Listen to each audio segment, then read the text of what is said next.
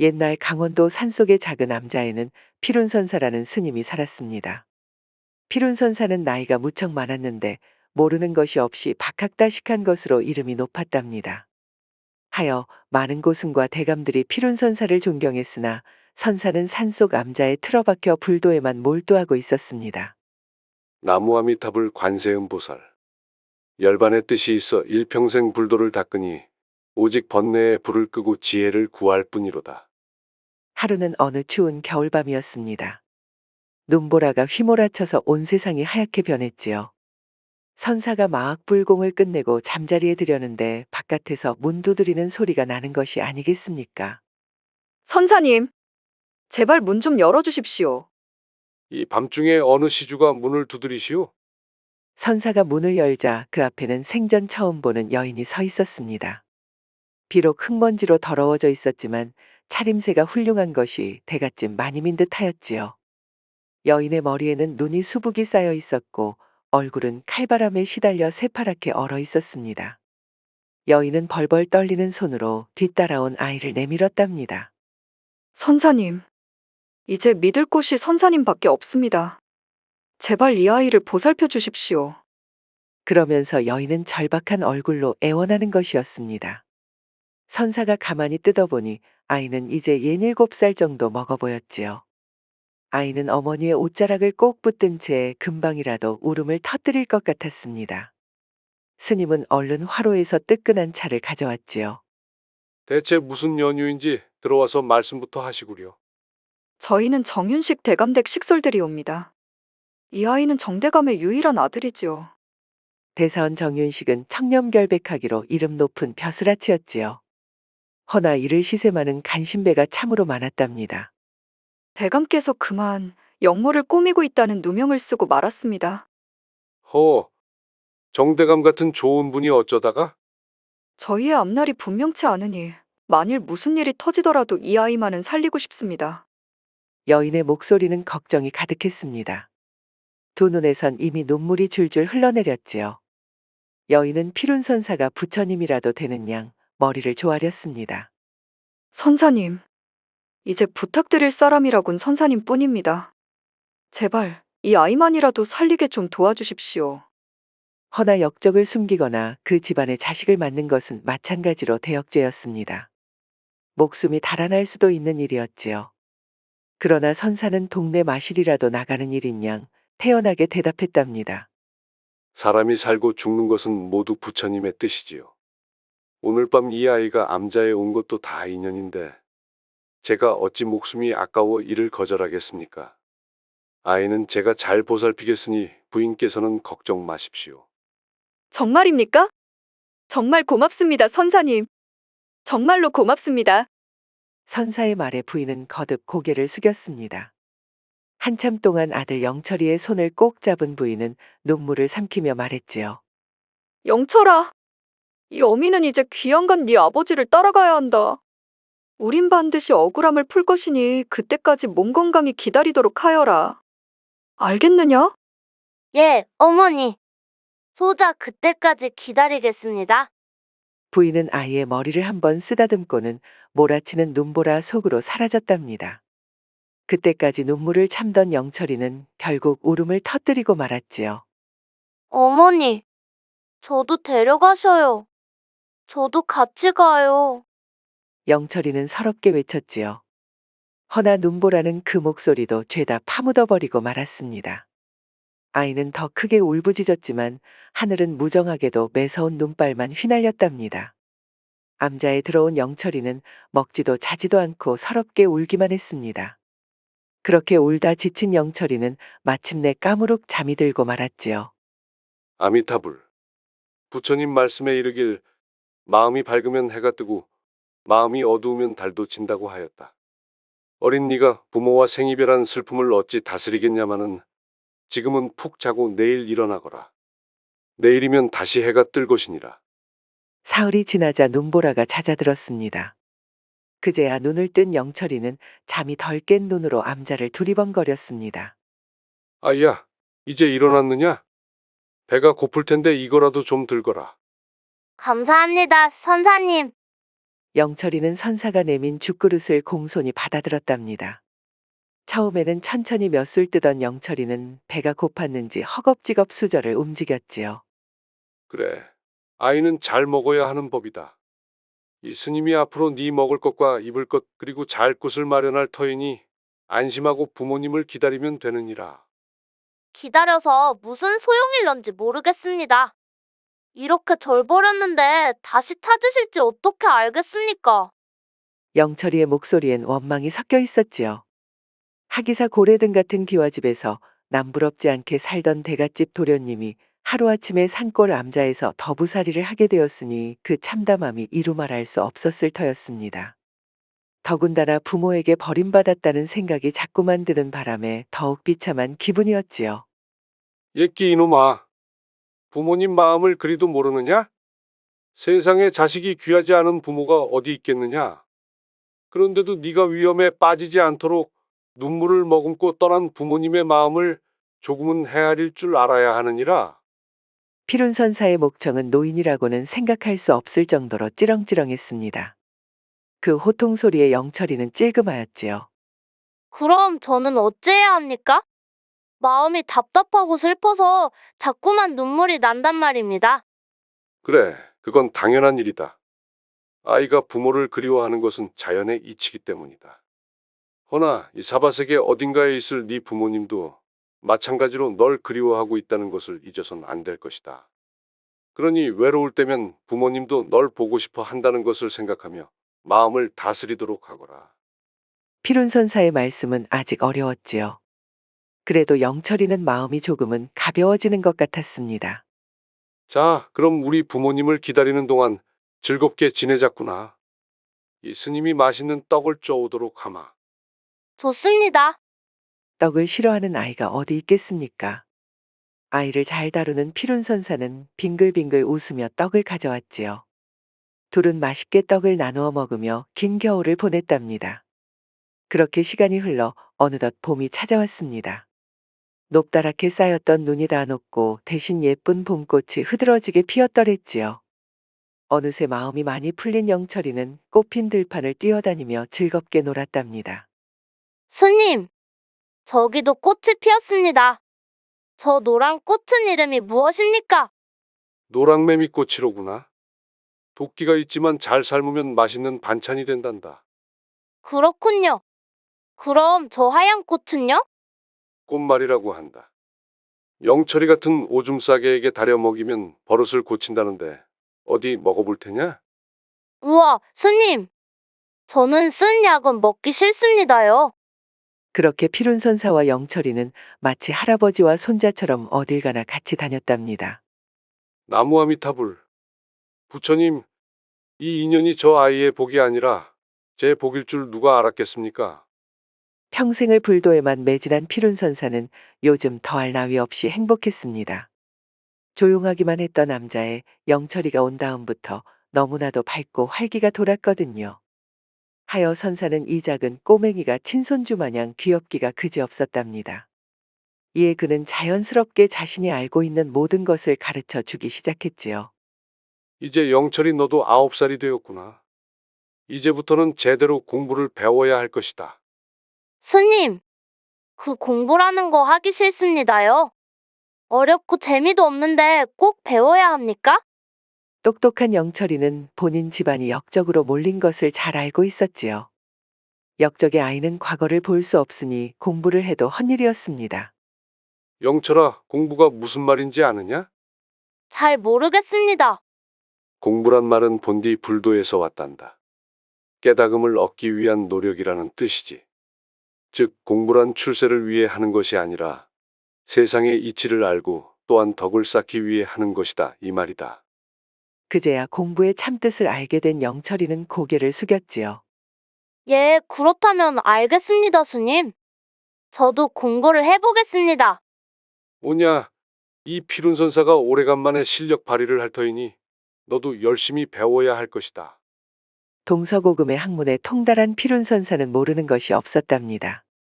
선사는 영철이에게 유학의 근본인 사서삼경은 물론이요 불교와 도교의 다양한 가르침을 베풀었지요. 태생이 명민한 영철이는 피룬선사의 가르침을 솜이 물을 빨아들이듯 배워나갔습니다. 선사님, 자비심이란 무엇입니까? 자비심이란 자기만 아는 이기심에서 벗어나 다른 이들의 기쁨과 아픔을 이해하는 마음이란다. 그렇습니까? 그래, 이 자비심은 사람을 아끼고 사랑하는 것만이 아니란다. 세상 만물에는 다 마음이 있으니 이 마음들을 헤아릴 줄 아는 것이 바로 자비심이니라. 특히 영철이는 부처의 자비심에 대해 배우는 것이 참으로 좋았습니다. 비록 지금은 부모와 이별에 외롭게 살고 있지만 자비심을 떠올리면 어쩐지 마음이 따뜻해지는 것 같았으니까요. 저도 이 자비심을 꼭 가지고 싶습니다, 스님. 그래, 영철이 너는 심성이 맑고 영특하니 반드시 그 뜻을 깨달을 수 있을 것이니라. 시간이 흘러 산속 암자에도 여름이 찾아왔습니다. 영철이는 한낮 더위를 피해 산속 계곡으로 향했지요. 시원한 계곡에 발을 담그니 무더위가 좀 가시는 것 같았습니다. 응? 이게 무슨 소리야? 어디선가 낑낑하고 짐승의 울음소리가 들리는 것이었죠. 영철이가 가만히 다가가 보니 거기엔 웬 새끼 호랑이 한 마리가 철철 피를 흘리고 있는 것이 아니겠습니까? 이런, 앞다리에 화살이 박혔구나. 새끼 호랑이는 겁에 질렸는지 이를 드러내며 으르렁거렸습니다. 영철이는 무서웠지만 피룬선사에게 배운 자비심을 떠올리자 그냥 지나칠 수가 없었지요. 호랑이야, 도와줄 테니 가만히 있어. 영철이는 천천히 손을 뻗어 호랑이를 안심시켰지요. 해칠 의도가 없다는 것을 안 새끼 호랑이는 영철이가 내민 손을 조심스레 핥았습니다. 그러는 동안에도 호랑이의 숨소리는 점점 약해지고 있었습니다. 영철이는 화살을 붙잡고 힘껏 잡아당겼지요. 호랑이가 캬 하고 비명을 질렀지만 영철이는 멈추지 않았습니다. 가까스로 화살을 뽑아낸 영철이는 옷소매를 찢어 상처를 싸매주었답니다. 잘 참았다, 호랑이야. 앞으로는 사냥꾼에게 잡히지 마. 호랑이는 영철이가 도와준 것을 아는지 몇 번이나 영철이의 얼굴을 핥고는 숲속으로 사라졌습니다. 그리고 얼마나 시간이 지났을까요? 계곡 근처 덤불이 부스럭거리더니 활을 맨 사냥꾼이 나타났습니다. 꼬마야, 혹시 이 근처에서 새끼 호랑이를 못 봤느냐? 못 보았습니다. 그러느냐? 아, 글쎄 내가 어미 호랑이를 잡았는데 옆에 있던 새끼는 도망쳐 버렸지 뭐냐? 놈도 잡아야 하는데 도통 보이지가 않는구나. 사냥꾼의 말에 영철이는 조용히 대답했지요. 이미 어미를 쏘았는데 새끼까지 잡는 것은 너무 잔혹한 일입니다. 사냥꾼께서는 자비심을 떠올려 어린 새끼는 살려주심이 어떻겠습니까? 영철이의 당돌한 말에 사냥꾼은 눈을 동그랗게 떴습니다. 한참 동안 영철이를 바라보던 사냥꾼은 갑자기 씩 웃었지요. 고놈 참 어린 것이 맹랑하구나. 오냐? 네 말대로 새끼는 더 이상 쫓지 않겠다. 그러면서 호탕하게 웃으며 가버리는 것이었습니다.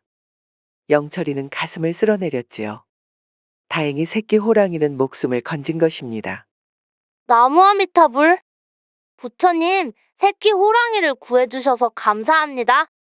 또한 저와 저 사냥꾼님이 자비심을 알게 해주셔서 감사합니다. 오늘 영철이는 어쩐지 부처님의 큰 뜻을 아주 조금은 헤아릴 수 있을 것 같았답니다. 그렇게 또 며칠이 지났습니다. 마침 영철이가 반찬으로 쓸 버섯을 따러 상그늘에 향했을 때였지요. 나무 그루터기를 두리번거리며 버섯을 따고 있는데 뒤에서 목소리가 들려왔습니다. 그거 먹으면 안 돼. 응? 누구야? 그거 독버섯이야. 먹으면 헛것 본다. 영철이와 비슷한 또래의 소녀가 고개를 빼꼼 내미는 것이 아니겠습니까? 생전 처음 보는 예쁘장한 소녀의 영철이는 깜짝 놀랐지요. 얘, 넌 누구니? 난 영철이라고 해. 영철이구나. 난 그래. 호여랑이라고 해. 시원스럽게 웃는 소녀의 모습에 영철이는 머릿속이 아찔한 것 같았지요. 자꾸만 가슴이 두근거리는 것이 꼭 뭔가에 홀린 것 같았답니다.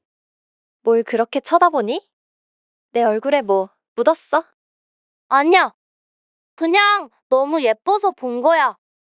영철이의 말에 소녀는 방실방실 웃었답니다. 정말이냐? 내가 정말 예쁘게 보이느냐? 응, 한양에서 살 때에도 너처럼 예쁜 아이는 처음 보는 것 같아. 변신술이 잘 성공했구나. 걱정했는데 생각보다 잘 되었어. 응? 변신술이라니? 글쎄 그런 게 있다. 둘은 함께 숲속을 다니며 버섯을 모았습니다. 호요랑은 영철이보다도 산에 대해 잘 알았습니다. 아 글쎄 산속 곳곳을 모르는 곳이 없는 것이었죠. 그리고 기집애가 되어서 어찌나 산을 잘 타는지요. 배. 영철이 너는 너무 느리다. 그래갖고 언제 꼭대기까지 오르겠느냐. 호야랑 네 걸음이 너무 빠른 거야. 어쩜 그리 산을 평지처럼 달리느냐? 하여간 신비로운 구석이 많은 아이였답니다. 그래도 또래 친구를 오래간만에 만났다는 생각에 영철이는 마냥 기뻤지요. 둘은 신나게 놀다가 해가 질 무렵이 되었을 때가 되어서야 헤어졌답니다. 날이 어두운데 집으로 돌아갈 수 있겠어? 차라리 선사님께 부탁해서 오늘 밤은 암자에서 자는 게 어때? 필요 없다. 난 밤이 되면 더 잘 보인다. 거참 신기하다. 그래, 그럼 내일 또 보자. 난 이만 가련다. 호요랑이 가려는데 벼랑간 바람이 확 불었지요. 그 바람에 호요랑의 소매자락이 조금 말려 올라갔답니다. 그런데 그 팔목에 전에 영철이가 호랑이를 구해줄 때 감아준 붕대가 보이는 것이 아니겠습니까? 호야랑, 너는 혹시 그때 구해준 그 새끼 호랑이였느냐? 들키고 말았구나. 맞다. 내가 바로 그 호랑이다. 건강해 보여서 다행이구나. 참으로 잘 되었다. 영철이가 반가워하자 호요랑은 눈을 동그랗게 떴답니다. 넌 내가 호랑이라는 걸 알아도 무섭지 않느냐? 독버섯을 가르쳐준 호야랑이 뭐가 무서워. 난 친구가 생겨서 좋기만 하다. 그렇다면 되었다. 안심이 되었는지 호요랑은 빙글빙글 웃으며 사라졌답니다. 그 뒤로 영철이와 호요랑은 가끔씩 산속에서 만나 같이 놀곤 하였습니다. 산에 대해서 모르는 것이 없는 호요랑 덕분에 영철이는 산속에서 산딸기도 따고 산머루랑 달래도 먹어볼 수 있었지요. 요새 영철이 네가 무척이나 밝아진 것 같구나. 이 스님도 참으로 마음이 놓인다. 눈에 띄게 밝아진 영철이는 공부도 열심히 하고 스님 가르침도 더 잘 배우는 것이었습니다. 영철이는 낮에는 호요랑과 놀고 밤에는 공부에 매진하였지요. 그러던 어느 날이었습니다. 영철아, 앞으로는 자주 못 본다. 응? 왜 그런데? 너랑 노는 거 상구님한테 들켰다. 그런데 상구님이 너무 인간이랑 어울리면 안 된다고 하시더라. 호요랑은 영철이가 참으로 좋았지만 산을 지배하는 상군의 말을 거스를 수는 없었으니까요. 영철이는 아쉬웠지만 어쩔 수는 없었지요. 그래도 둘은 가끔씩만 만나서 산책도 하고 이야기도 나누곤 하였답니다. 그렇게 계절이 바뀌어서 눈이 내리는 겨울이 왔을 때였지요. 영철아, 정신 차리거라.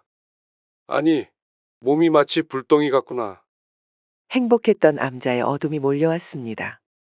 영철이가 열이 펄펄 끓어 그만 쓰러지고 말았던 것입니다. 걱정이 된 피룬선사는 밤낮으로 영철이를 간호하였지만 도무지 차도가 보이지 않았지요. 나무아미타불 부처님. 이 아이는 피안으로 가기엔 너무 이릅니다. 부디 영철이를 굽어 살펴 주십시오. 열이 너무 심한 탓에 영철이는 사경을 헤매고 있었지요. 피룬선사는 더 지켜볼 수 없었습니다. 하여 마을로 내려가서 약을 구해오기로 하였답니다. 영철아, 딱 하루만 버티거라. 이 스님이 마을에 가서 약을 가져오도록 하마. 네, 스님. 전 걱정 마시고 다녀오셔요. 선사는 어른스러운 영철이의 대답에 더욱 마음이 애틋했습니다. 하여 늙은 몸을 이끌고 한달음에 마을로 내려갔지요. 걸을 때마다 무릎까지 푹푹 파묻히는 눈길이었지만 선사는 쉴 수가 없었습니다. 그렇게 피룬 선사는 마침내 마을에 도착해 의원집 문을 두드렸답니다. 의원 시주는 안에 계시오? 아니 선사님, 이런 날씨에 어쩐 일이십니까? 의원은 깜짝 놀랐지만 어쨌거나 약을 지어주었지요. 피룬 선사는 약을 받자마자 급히 돌아가려 했지만 의원은 기겁하며 말리는 것이었습니다. 선사님, 이 날씨에 어딜 간다고 하십니까? 눈보라가 이렇게 치는데 지금 가셨다간 큰일 납니다. 아닙니다. 아픈 아이가 기다리고 있는데 어찌 우물쭈물 하겠습니까? 한시가 급하니 이만 가보겠습니다. 선사는 의원의 손을 뿌리치고 산을 올랐답니다. 그렇게 산 중턱쯤 이르렀을까요? 갑자기 산 꼭대기에서부터 우르르 쾅쾅 소리가 들리는 것이었습니다.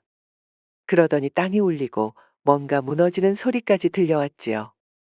산사태였습니다. 부처님, 나무와 미타불. 선사는 눈에 휩쓸리는 바람에 기절하고 말았습니다. 한참 만에야 눈을 뜨니 웬 방에 누워 있는 것이 아니겠습니까? 그리고 주변에는 온 마을 사람들이 몰려와 있었지요. 선사님, 이제야 정신이 드십니까? 눈사태에 휘말리셨는데 깨어나셔서 참으로 다행입니다. 의원의 집이었지요. 피룬 선사는 사흘이나 정신을 차리지 못했던 것입니다. 황급히 자리를 박찬 선사는 다시 산으로 향했답니다. 아이고, 몸도 성치 않으신데 좀 더 쉬었다 가시지요. 안 됩니다. 아픈 영철이가 산에서 기다리고 있습니다. 선사는 한달음에 산을 올랐습니다. 눈보라는 다 그쳤지만 여전히 산에는 눈이 허리까지 쌓여 있었지요. 그래도 선사는 영철이에 대한 걱정에 힘든 기색도 없이 발걸음을 재촉했습니다. 한참을 걸어 암자에 도착했지요. 영철아, 영철아, 대답 좀 해보거라. 허나 암자는 지난번 눈사태로 쑥밭이 되어 있었습니다. 죄다 눈에 파묻혀서 지붕만 빼꼼히 보였더랬지요. 반쯤 어리나간 선사는 두 손으로 미친 듯이 눈을 파헤쳤습니다. 나무와 미타불. 부처님, 제발 이 어린 것을 굽어 살펴 주십시오. 그런데 어디선가 작은 숨소리 같은 것이 들리는 것이었습니다. 선사는 한달음에 달려가서 열심히 눈을 치웠습니다. 진정 부처님의 도우심이로구나. 피룬 선사는 깜짝 놀랐습니다. 아니 글쎄 깊은 눈더미 속에 웬 새끼 호랑이가 영철이를 품에 끌어안고 있는 것이 아니겠습니까? 둘은 기절했는지 눈을 감고 있었지만 새근새근 숨을 쉬고 있었지요. 영철아, 정신 차리거라. 이 스님이 왔으니 어서 정신 좀 차려보란 말이다. 선사는 얼른 둘을 끄집어내서 불가에 눕혔습니다. 따스한 모닥불에 몸이 녹으니 영철이도 호랑이도 정신을 차렸지요. 스님, 보고 싶었습니다. 그래, 영철아. 다시 볼 수 있어서 참으로 다행이다. 호열왕이 절 살려주었습니다. 호랑이 이름이 호열왕인 것이냐? 참으로 신통한 일이구나. 스님은 얼른 영철이에게 약을 먹였지요. 기운이 빠진 호랑이에게도 따뜻한 죽을 먹였답니다. 새끼 호랑이는 선사님이 주는 죽을 넙죽넙죽 잘도 받아먹었지요. 우리 영철이를 구해줘서 고맙다. 다행히 둘은 얼마 지나지 않아 기운을 되찾았지요. 새끼 호랑이는 영철이가 무사한 것을 확인하자 한번 길게 울부짖고는 산으로 들어갔습니다. 참으로 영물이로구. 말 못하는 금수에게도 자비심이 있다는데 정녕 그런 것 같도다. 스님의 헌신적인 간호 덕분에 영철이는 구출되고 나서 보름 만에 다시 걸어 다닐 수 있었지요. 다시 건강해진 영철이는 오래간만에 산책을 나왔답니다. 쌀쌀한 공기를 맡으며 숲을 걷는데 멀지 않은 곳에서 누군가 부르는 소리가 들렸지요. 나가보니 숲속에 호열왕이 서 있었습니다. 꼴을 보니 다 나은 것 같구나. 이게 다 네 덕이야. 고맙다, 호열왕. 우리 또 같이 놀자꾸나. 안 된다. 영철이는 반갑게 호열왕의 손을 잡았지요. 헌데 오늘따라 호열왕의 기색이 좀 이상했습니다. 너를 구하느라 요력을 너무 많이 썼다. 그래서 깊은 산 속에서 상구님이랑 수행을 해야 한다. 상군이 사람을 자꾸 만나는 호열왕을 염려해 크게 꾸짖었다는 것입니다. 허나 상군은 호열왕이 영철이를 마음에 두고 있다는 것을 눈치챘지요. 하여 호열왕이 사람 모습을 취해도 티가 나지 않을 정도로 수행을 시키겠다는 것이었죠. 얼마나 오래 수행을 해야 하는데? 모르겠다. 10년이 될지 100년이 될지.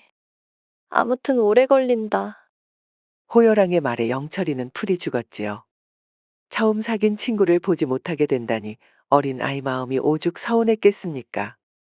그러나 영철이는 애써 밝게 말했습니다. 걱정 마라. 얼마나 오래 걸리건 간에 난 계속 기다릴 거다. 정말이냐? 다시 만날 때까지 기다려줄 수 있느냐? 영철이의 말에 호열왕은 와랑 영철이를 껴안았지요. 깜짝 놀란 영철이는 얼굴이 빨개졌답니다. 진짜로 오래 걸리는데 괜찮겠느냐? 그래. 어른이 되어서도 널 기다리고 있으마. 고맙다. 꼭 다시 만나자. 꼭이다. 영철이가 대답하려 했지만 호열왕의 모습은 온데간데 없었습니다. 이후로 영철이는 밤낮 없이 글 공부에만 매달렸답니다. 호열왕에 대한 그리움을 잊기 위해서였지요. 하지만 한편으로는 다시 만났을 때 부끄럽지 않은 모습을 보여주고 싶어서였답니다. 영철이 네가 아주 마음을 단단히 먹었구나. 그래. 이 스님도 그럼 가만히 있을 수 없지. 그런 영철이를 위해 피룬선사도 더욱더 높은 학문을 전수해 주었지요. 그렇게 3년이 지나 15이 되자 영철이는 웬만한 선비들보다도 학식이 깊어졌습니다. 참으로 기재로다. 소녀는 하루만 보지 않아도 괄목상대라는데 우리 영철이가 딱 그렇구나. 동서고금의 학문을 섭렵한 영철이는 눈빛도 깊어지고 자세도 의젓해졌답니다. 점점 대장부의 티가 나타나고 있었지요. 피룬선사는 그런 영철이에게 공부를 가르치는 것이 요새 유일한 낙이었지요. 그렇게 한 해가 지나 영철이가 16살이 되었지요. 피룬선사랑 암자에 머무른 지도 어언 7년이 되는 해였습니다. 마침내 어머니와 아버지 정대감이 영철이를 찾아온 것이었죠. 영철아, 이 애미를 알아보겠느냐? 어머니, 아버지, 무사하셨군요. 그래, 부처님 도우심으로 무사할 수 있었단다. 단 하루만 보지 않아도 그리운 자식과 무려 7회나 떨어져 있었으니 그 마음이 오죽했겠습니까? 하여 어머니는 영철이를 부둥켜 안고 하염없이 울었답니다. 영철아, 그간 잘 지냈느냐? 이렇게나 잘 자라주어 애비는 고맙기가 한량없구나. 아닙니다.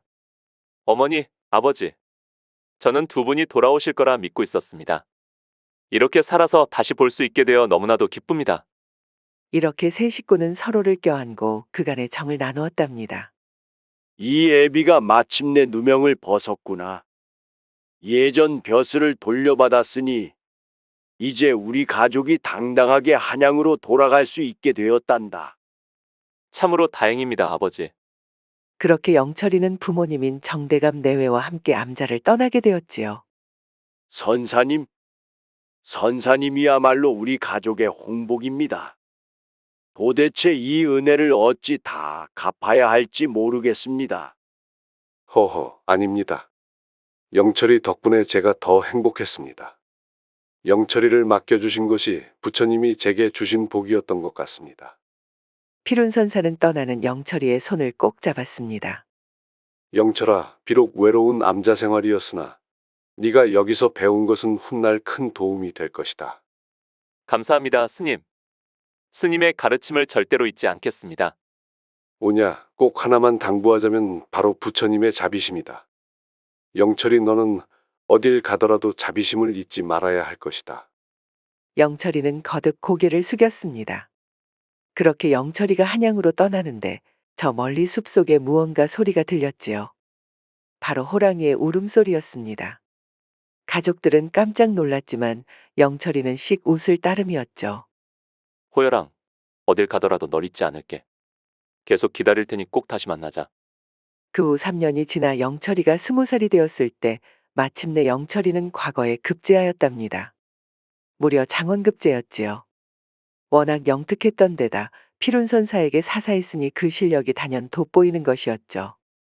그리하여 장대감은 떠들썩한 잔치집이 되었답니다. 장하다 영철아. 그 산속에서도 공부를 놓지 않았다니 내가 다 대견하구나. 아닙니다. 공부란 입신양명을 위해서가 아니라 깨달음과 덕을 알기 위함이니 선비된 차로 어찌 배움의 끈을 놓을 수 있겠습니까? 영철이의 대답에 장대감은 뛸 듯이 기뻐하였지요. 어리기만 했던 아들이 어엿한 선비가 되었으니 부모의 기쁨이 말로 다 할 수 없었습니다. 하여 장대감은 손수 좋은 신부감을 찾아주겠다고 나섰지요. 너도 이제 급제를 했으니 마땅히 신부를 얻어 장가를 가야 할 것이다. 내 훌륭한 규수를 물색할 터이니 너는 아무 말 말고 이 애비에게 맡기거라. 아버님, 저는 아직 장가를 갈 생각이 없습니다.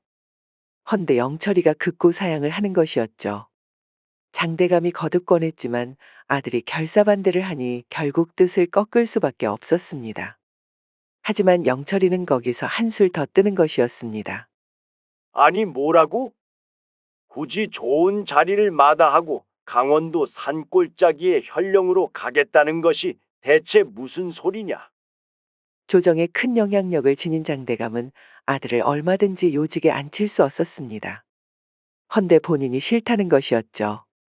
대신 영철이는 척박하기로 이름 높은 산골에 사또를 하겠다고 고집을 피웠습니다. 제가 아버님 후광으로 요직을 차지한다면 출세길은 훤하게 열리겠지요. 허나 그것이 어찌 백성의 삶을 위하는 길이라고 할 수 있겠습니까? 그래, 그건 그렇다. 이제 저는 초짜 관리가 되었으니 개인의 영달에 앞서 백성의 어려움을 먼저 살피는 것이 마땅하다고 생각하옵니다. 영철이의 말에 정대감은 말문이 막히고 말았지요. 말 한마디 한마디가 이치에 어긋나는 것이 없었으니까요. 잠시 멍하니 있던 정대감은 무릎을 탁 치고 영철이의 뜻을 따랐습니다. 그리하여 영철이는 나귀 한 마리의 의지에 강원도 산골 구석탱이의 마을로 향했답니다. 백성들은 듣거라. 옛말에 이르길 백성이 자식이라면 임금은 그 아비요 신하는 그 어미라 하였다. 내 신하된 이로써 이 가르침에 어긋남이 없고자 하니 만약 어려움이 있다면 기탄 없이 말하도록 하라. 쭈뼛거리던 마을 사람들은 한마음이 되어 엎드렸지요. 이번 사또는 비록 나이가 어리지만 올바르고 사려가 깊어 마침내 진짜 훌륭한 분이 왔다고 기뻐했답니다. 그렇게 사또 영철이는 마을 사람들과 힘을 합쳐 마을의 어려움을 하나하나 해결해 나갔답니다. 그러자 불과 반년이 채 되지 않아 마을은 몰라보게 달라졌지요. 온갖 일을 다 해결했으나 이것만은 도통 답이 없구나. 이를 어찌하면 좋을꼬. 헌데 딱 하나 제일 큰 문제는 답이 보이지 않았습니다. 그건 바로 승냥이 떼가 날뛰어 자꾸만 피해를 입다는 것이었죠. 이름난 포수들이 승냥이를 잡으러 나섰지만 오히려 거꾸로 죽임을 당하고 말았습니다. 사또, 최포수도 일을 그만두겠다 하였습니다. 최포수까지? 대체 왜 그러느냐? 아이고, 말도 마십시오. 승냥이들을 잡으러 갔다가 오히려 역으로 당해서 몰입꾼을 셋이나 잃었다고 합니다요. 또 죽었단 말이냐? 사람을 셋이나 잃다니. 이것 참 큰일이로다. 결국 사냥꾼들이 넌더리를 내며 가버리니 사또인 영철이가 직접 활을 들고 나설 수밖에요. 그렇게 영철이는 활과 화살을 들고 포졸들과 밤낮으로 승냥이들을 쫓았답니다. 헌데 이 간악한 승냥이들이 영철이를 유인해 오히려 겹겹이 둘러싸고 말았던 것입니다. 영철이는 주변에서 들려오는 늑대 울음에 사흘 밤낮 잠도 자지 못했습니다. 이놈들, 내가 지치길 기다리고 있구나. 원통하다. 내 목숨도 여기까지인가? 포졸들은 모조리 쓰러져 이미 승냥이 밥이 된 후였지요. 초췌하게 버티고 있던 영철이는 활을 쏘아 승냥이 2마리를 더 쓰러뜨렸지요. 허나 승냥이는 수십 마리도 넘어서 점점 다가오며 입맛을 다셨답니다. 그때였습니다. 벼랑간 어흥 하고 커다란 울음소리가 들리더니 집채만한 호랑이가 나타난 것이 아니겠습니까? 호랑이는 그 큰 앞발로 승냥이를 쓸어버리더니 우두머리 목줄기를 물어 그대로 분질러 버렸습니다. 기겁한 승냥이들이 덤벼들었지만 그야말로 하룻강아지가 범에게 달려드는 격기였지요. 승냥이는 그대로 몰살을 당했습니다. 간신히 몇 마리가 살아서 멀리 달아났지요. 영철이가 한 달이나 쫓았지만 못 당했던 승냥이들을 호랑이는 숨 한 번 쉬는 사이에 다 해치운 것입니다. 호랑이는 입맛을 다시며 영철이에게 다가왔습니다. 이럴 수가. 승냥이가 가고 나니 호랑이란 말인가? 첩첩산중이로고. 피곤에 쩔어있던 영철이는 그대로 쓰러지고 말았습니다. 정신을 차리자 웬 동굴이었지요. 그리고 눈앞에는 호랑이 대신 웬 아름다운 처녀가 있었답니다. 어쩐지 호랑이처럼 눈매가 날카로운 미인이었지요. 니시여? 날 모르겠냐? 나 호여랑이다.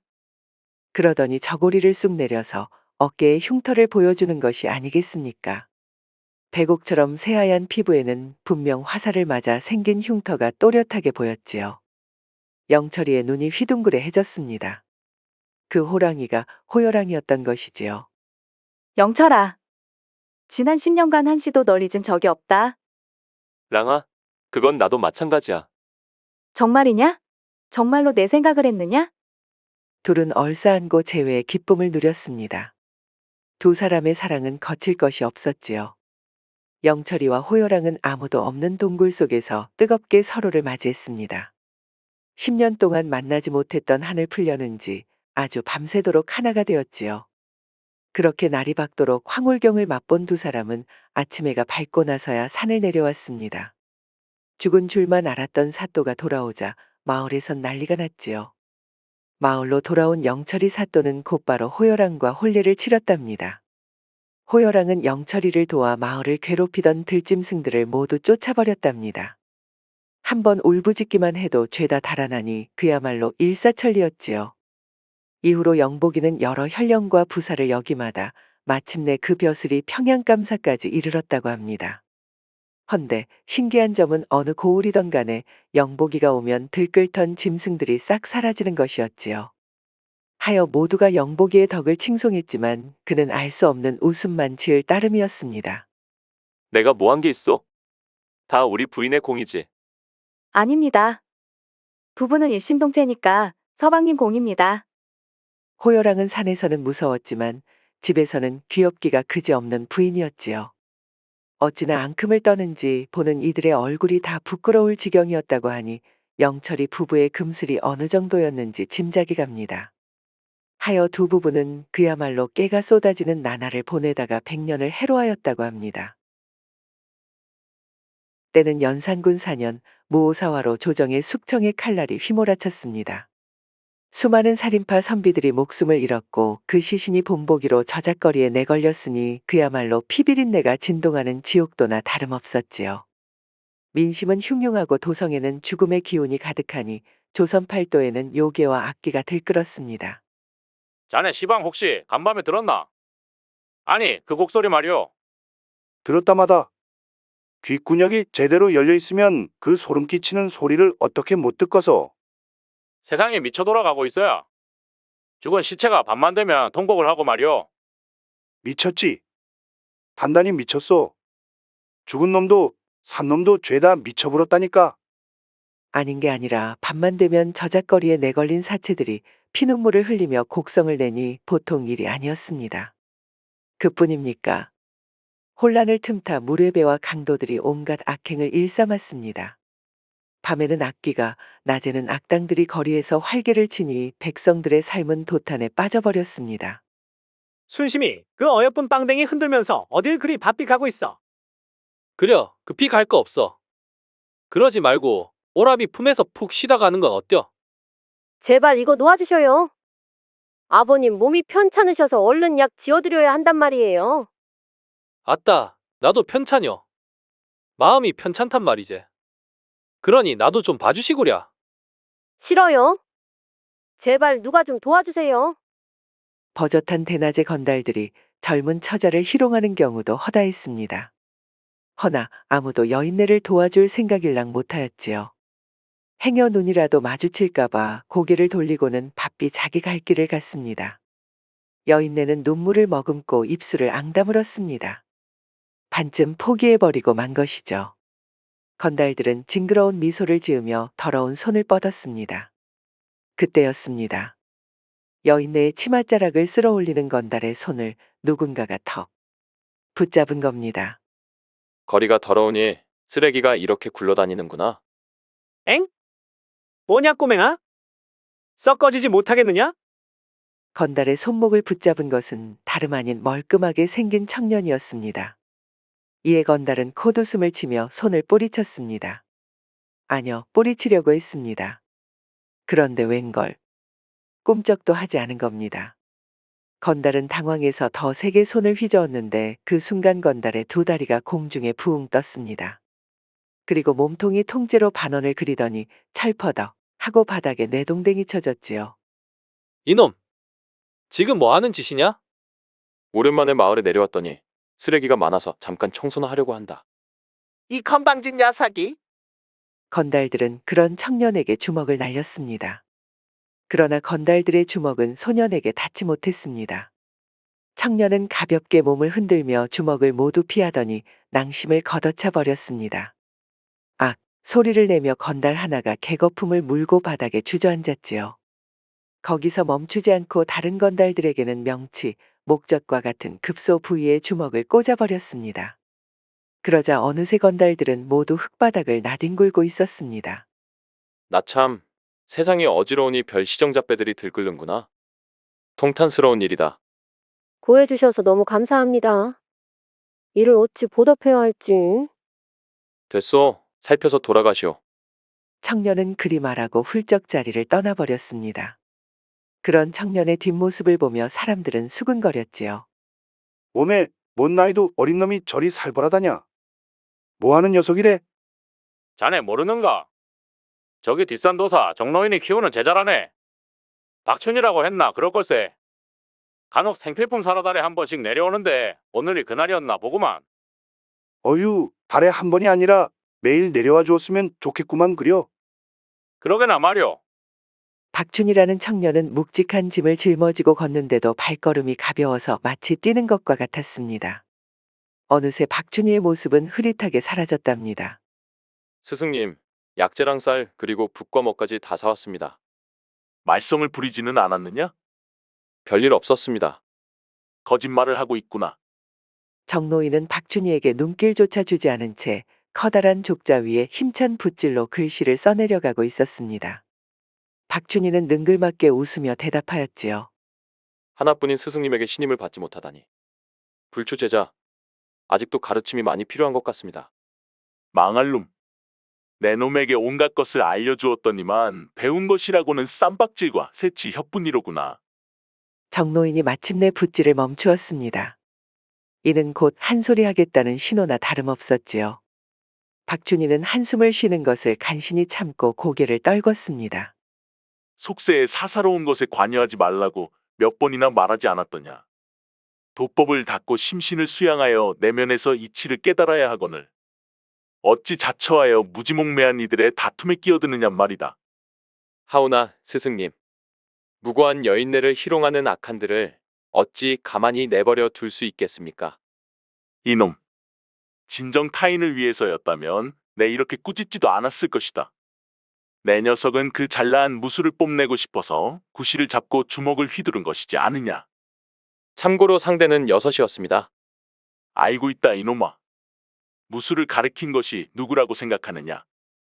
고작 건달패들과 드자비질이나 하라고 내가 그리 가르쳤더냐. 아니, 집안에 하루 종일 틀어박혀 계셨으면서 당최 어찌 아셨습니까? 나는 내 놈이 어미 뱃속에 자리 잡기 전부터 수행했었다. 속일 사람을 속여라. 역시 스승님이십니다. 못난 제자, 스승님과 같은 도인을 만난 것은 천운이옵니다. 정노인은 너스레를 떠는 박춘을 보며 혀를 찼습니다. 박춘아, 너를 보면 나는 항상 걱정이다. 수양이 한참은 더 필요하거늘 쓸데없이 머리는 굵어져서 화를 자초하고 있으니 말이다. 다시 한 번 더 말하지만 바깥 것들에 관여하지 말거라. 박춘희는 무릎을 꿇고 정노인의 꼬중을 잠자코 들었습니다만 속이 부글부글거렸습니다. 반항기라고나 할까요? 결국 박춘희는 참지 못하고 이내 한마디를 더하고야 말았지요. 그렇다면 스승님, 어찌하여 천혜고아가 된 저를 구한 겁니까? 저 또한 사사로운 세상의 풍파에 쓸려난 한낱 유목에 불과하지 않았습니까? 박춘희의 대거리에 정노인은 입을 다물었습니다. 능글맞은 천하의 박춘희도 그런 정노인의 모습에 흠칫하였지요. 그러나 정노인은 한숨을 푹 내쉴 뿐이었습니다. 해가 저문다. 어서 가서 밥이나 짓거라. 정노인은 그리 말하며 다시금 붓을 들었습니다. 박춘희도 꾸벅절을 하고 자리에서 조심스럽게 일어날 수밖에 없었습니다. 하늘 같은 스승님에게 말대꾸를 하였으니 박춘희의 마음도 온전치 않았습니다. 하지만 스승님의 가르침을 모두 곧이곧대로 믿고 따르기는 어려웠습니다. 경읽기, 약빚기, 진법, 부적술, 도술, 무술, 검술. 박춘희는 정노인에게 거둬진 이후로 10여 년 동안 수행하였지만 무술과 검술 외에는 그 어떤 것에도 재능을 보이지 못하였습니다. 그럼에도 정노인은 반쪽짜리 제자인 박춘희를 아끼고 사랑해 주었지요. 어쩌면 박춘희가 부모의 원수를 갚겠다고 뛰쳐나가 무모한 짓을 저지를까봐 걱정하는지도 모르지요. 하지만 박춘희는 부모의 얼굴도 기억하지 못하였습니다. 하여 누구에게 복수하고 싶은 마음보다는 세상을 직접 두 눈으로 보고 싶을 뿐이었습니다. 이런 산속에서 살다가는 평생살이나 씻다가 늙어 죽을 것이다. 박춘희는 기어코 결심하였습니다. 밤을 틈타 짐을 싸들고 길을 떠나기로 말입니다. 박춘희는 조용히 저녁 식사를 하고 잠자리에 드는 척을 했습니다. 그리고 깊은 밤이 될 때까지 기다렸다가 준비해둔 짐을 챙겨 들고 조용히 산채 밖으로 나왔습니다. 달 구경을 하러 가기에는 짐이 많구나, 제자야. 헌데 밖에는 정노인이 뒷짐을 지고 서서 기다리고 있었습니다. 박춘희는 아차했지요. 축지법을 모두 익혀서 소리 없이 발걸음을 옮겼다고 생각했거늘 역시 스승님에게는 통하지 않았던 것입니다. 그것은 달 구경이 아니라 세상 구경을 하러 가기 때문입니다. 나도 안다. 똥기저귀나 차고 울어제끼던 어린 박춘희가 어느새 일이 컸구나. 엄하게 꼬지질거라 생각했던 정노인의 목소리는 온화했습니다. 가지고 있는 몇 안 되는 재능이 검술인데 검이 없구나. 이것을 가져가거라. 정노인은 그러면서 멋들어진 환도 한 자루를 박춘희에게 내밀었습니다. 박춘희는 얼떨결에 환도를 받아들이고 검집에서 살짝 뽑았지요. 날카로운 도신이 달빛마저 베어낼 것 같았습니다. 이 명환도는 요괴가 가까이 있으면 푸르게 빛을 낸다. 그리고 이 족자도 챙겨가거라. 다만 절체절명의 순간에만 펼쳐보도록 하거라. 어찌하여 이리 쉽게 저를 보내주시는 겁니까? 녀석 그리 나가지 말라고 할 때는 죽어라 듣지 않더니 이제사 갑자기 마음을 고쳐먹은 게냐? 그럴 리가요. 다만 불초 제자 깊은 스승님의 뜻을 헤아릴 수 없어 그렇습니다. 다 내가 수양이 부족한 탓인 게지. 그렇기 때문에 버려진 고아를 주워와서 아들처럼 키운 것 아니더냐. 정노인은 그리 말하더니 박춘희를 지나쳐 산채로 걸어 들어갔습니다. 이에 박춘희는 스승님의 뒷모습에 큰 절을 올리고 길을 떠났습니다. 박춘희는 바람 따라 길 따라 이곳저곳을 정처 없이 유랑하였습니다. 처음에는 세상 물정 모르는 박춘희를 속여 먹으려는 사기꾼들을 만나 곤욕을 치러야 했습니다. 그러나 눈치가 백단인 박춘희는 금방 익숙해져서 도리어 사기를 치는 사기꾼들을 속여 먹는 수준이 되었지요. 이거야 원. 함께 돕고 살아도 힘겨운 난세이거늘. 어찌 아귀마냥 서로가 서로를 헐뜯고 괴롭히지 못하여 안달인 게냐. 박춘희는 방금 전 사기를 치려고 했던 장사꾼의 돈주머니를 꺼내며 엽전을 세웠습니다. 박춘희는 사기꾼에게서 빼앗은 돈에서 필요한 만큼만 챙기고 나머지는 어려운 이들에게 적선하였습니다.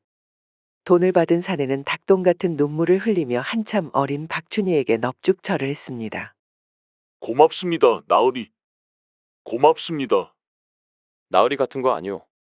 나으리가 아니라니요. 나으리 덕에 우리 가족이 올해 겨울을 넘길 수 있게 되었는데요. 사내는 깡마른 손으로 박춘희의 손을 덥석 붙잡았습니다.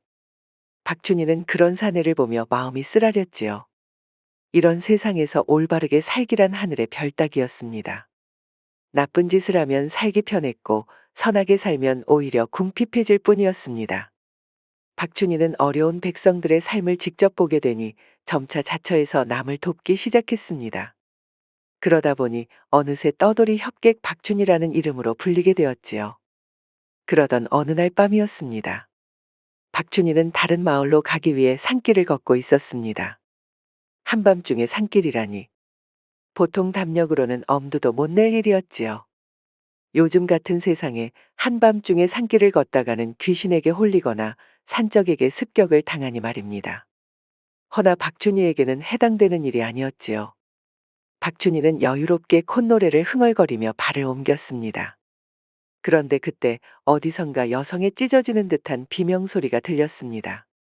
이를 그냥 지나칠 협객 박춘희가 아니었습니다. 박춘희는 소리가 나는 곳으로 한달음에 달려갔습니다.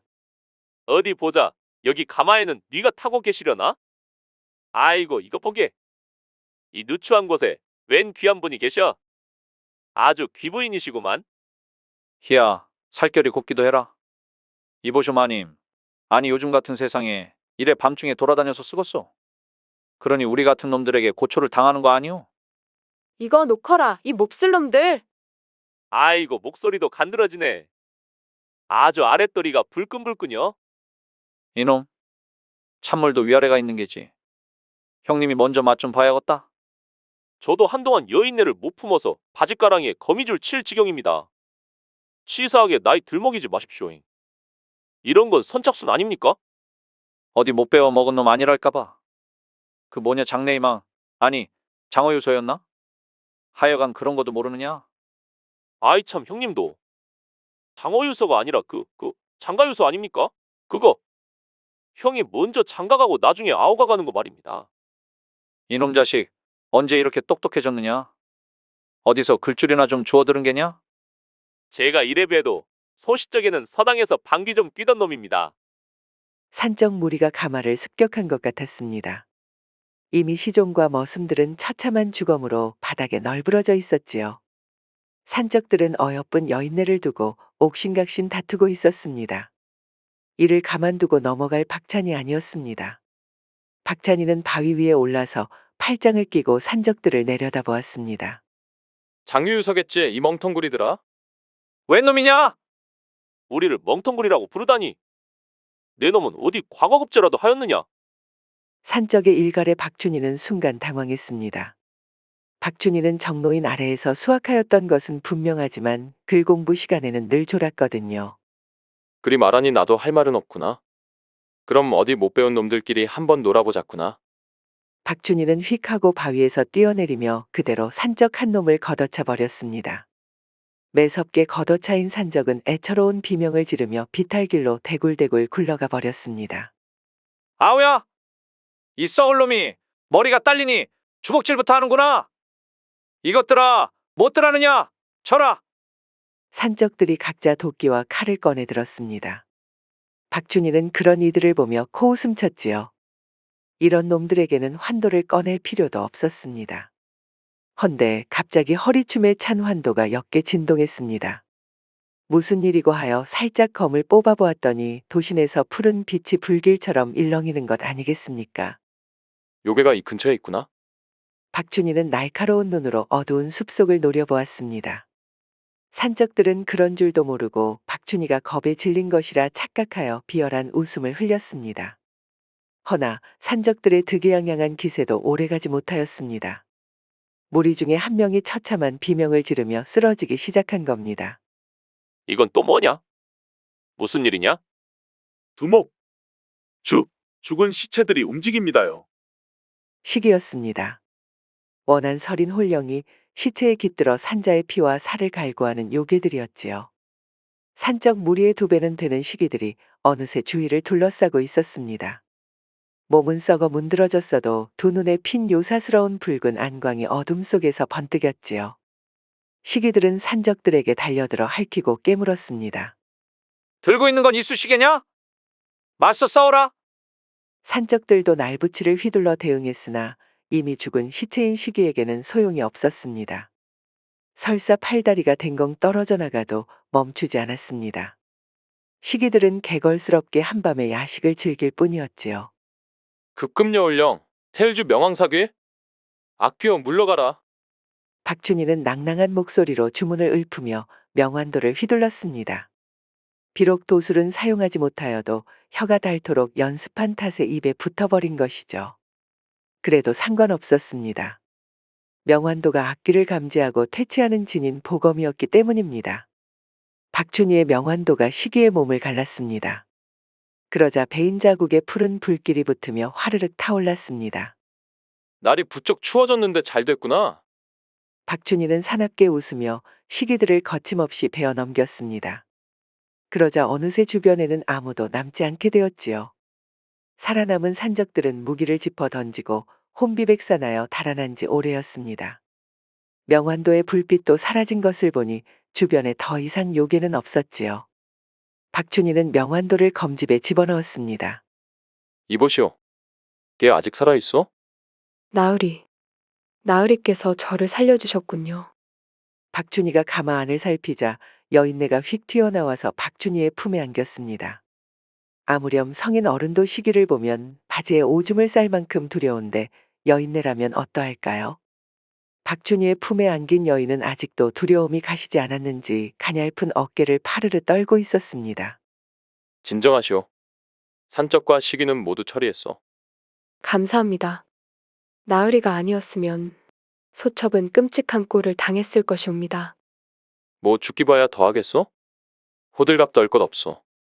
박춘희는 무심하게 여인을 밀어내었습니다. 여인에게 영 익숙치 않은 박춘희는 떨떠름하였지요.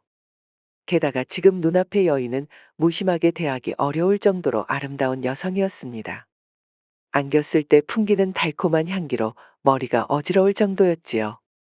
스승님은 여인을 조심하라고 몇 번이고 강조하였습니다. 특히나 아름다운 여인들은 각별히 주의해야 한다고 하였지요. 박춘희는 그 이유를 조금 알 것 같았습니다. 이 여인을 보자 박춘희는 자신의 판단력이 흐려지는 것을 느꼈기 때문입니다. 가슴이 콩닥콩닥 뛰면서 얼굴이 붉어지는 것이 영 불편했습니다. 여인에게는 늘 죽기보다 더한 위협이 따르는 법이지요. 오늘 나으리가 아니었더라면 정말 어찌 되었을지. 그것도 그렇겠구려. 어찌되었든 이제 다 괜찮소. 당최 어디를 가는 길이었길래 요즘 같은 세상에 그것도 이 밤중에 가마를 타고 산속에 있었던 거요? 급한 일이 있어 옆 마을에 들렸다가 돌아오는 길이었습니다. 그러던 중에 가마꾼 하나가 발을 접지르는 바람에 멈춰서 휴식하고 있는데 이런 변을 당한 것이지요. 그렇구려. 그러면 이제라도 어서 집에 들어가 보시오. 가마는 못하겠지만 가마보다 귀중한 목숨을 건졌지 않소? 하오나 아직 집으로 가려면 한참은 더 이 산을 내려가야 합니다. 소첩, 아직도 두려움이 가시지 않아서 다리가 풀렸사옵니다. 그럼 뭐 그대를 내가 업고 산을 내려가라는 거요? 아무리 그러하여도 나름 수행하는 몸인지라 그러기는 어렵소. 그런 무례를 범할 수는 없겠지요. 다만 귀갓길에 호의를 부탁하여도 되겠사옵니까? 그러하면 적지 않은 보상을 드리겠습니다. 여인은 애걸복걸하며 박춘희에게 매달렸습니다. 이에 천하의 박춘희도 마음이 흔들렸지요. 그리고 어차피 하룻밤 묵고 갈 곳도 필요했습니다. 보아하니 귀부인 같은데 방 하나 정도는 빌릴 수 있겠지요. 박춘희는 결국 마지못해 여인의 제안을 수락하여 집까지 호위하였습니다. 여인의 이름은 서화였습니다. 남편과 사별한 지는 오래되어 과부였고 조만간 있을 남편의 기일에 맞춰 제사 물건을 사러 갔다가 돌아오는 길에 변을 당하였지요. 산을 내려가면서 잡담을 하다 보니 어느새 서화마님의 집에 도착하였습니다. 누추하지만 어서 들어오시지요. 거참 의리의리하구려. 궁궐이라 해도 믿겠소. 과찬이십니다. 홀몸이어서 종복이라고는 그 가마꾼들이 다였는데 모두 목숨을 잃었으니 이제는 진정 홀몸이 되어버렸군요. 박춘희는 서화마님의 집을 보며 감탄했습니다. 그런데 서화마님의 말대로 사람이 없어서 쥐죽은 듯이 고요했지요. 뭔가 이상한 낌새를 느꼈지만 너무나도 피곤한 나머지 별스럽게 생각하지 않게 되었습니다. 서화마님은 박춘희를 별채의 방으로 안내하였습니다. 방이 좁지만 깨끗한 곳이 이곳뿐이니 양해해 주시기를 빕니다. 비바람 막아줄 지붕 있고 벽이 있으면 됐지. 큰 걸 바라지 않소. 고맙소. 그리 말씀해 주시니 마음이 놓이네요. 그러면 밤이 늦었으니 편히 쉬시길 바랍니다. 보상은 제가 아침이 되면 준비하도록 하겠습니다. 크게 신경 쓸 것 없소. 가진 재주라고는 쌈박질 하는 것밖에 없으니 말이오. 참으로 겸손하시군요. 세상 사람들이 도사님 같은 인격을 가지고 있었다면 이런 혼란은 없었을 텐데요. 원 그리 끔찍한 말은 마시오. 세상 사람들이 다 나와 같았으면 지금보다 더한 피바람이 불었을 테니. 박춘희가 손사래를 치자 서화마님이 배시시 웃었습니다. 흐릿한 불빛 아래에서 웃는 서화마님의 웃음이 요사스러울 정도로 아름다웠습니다.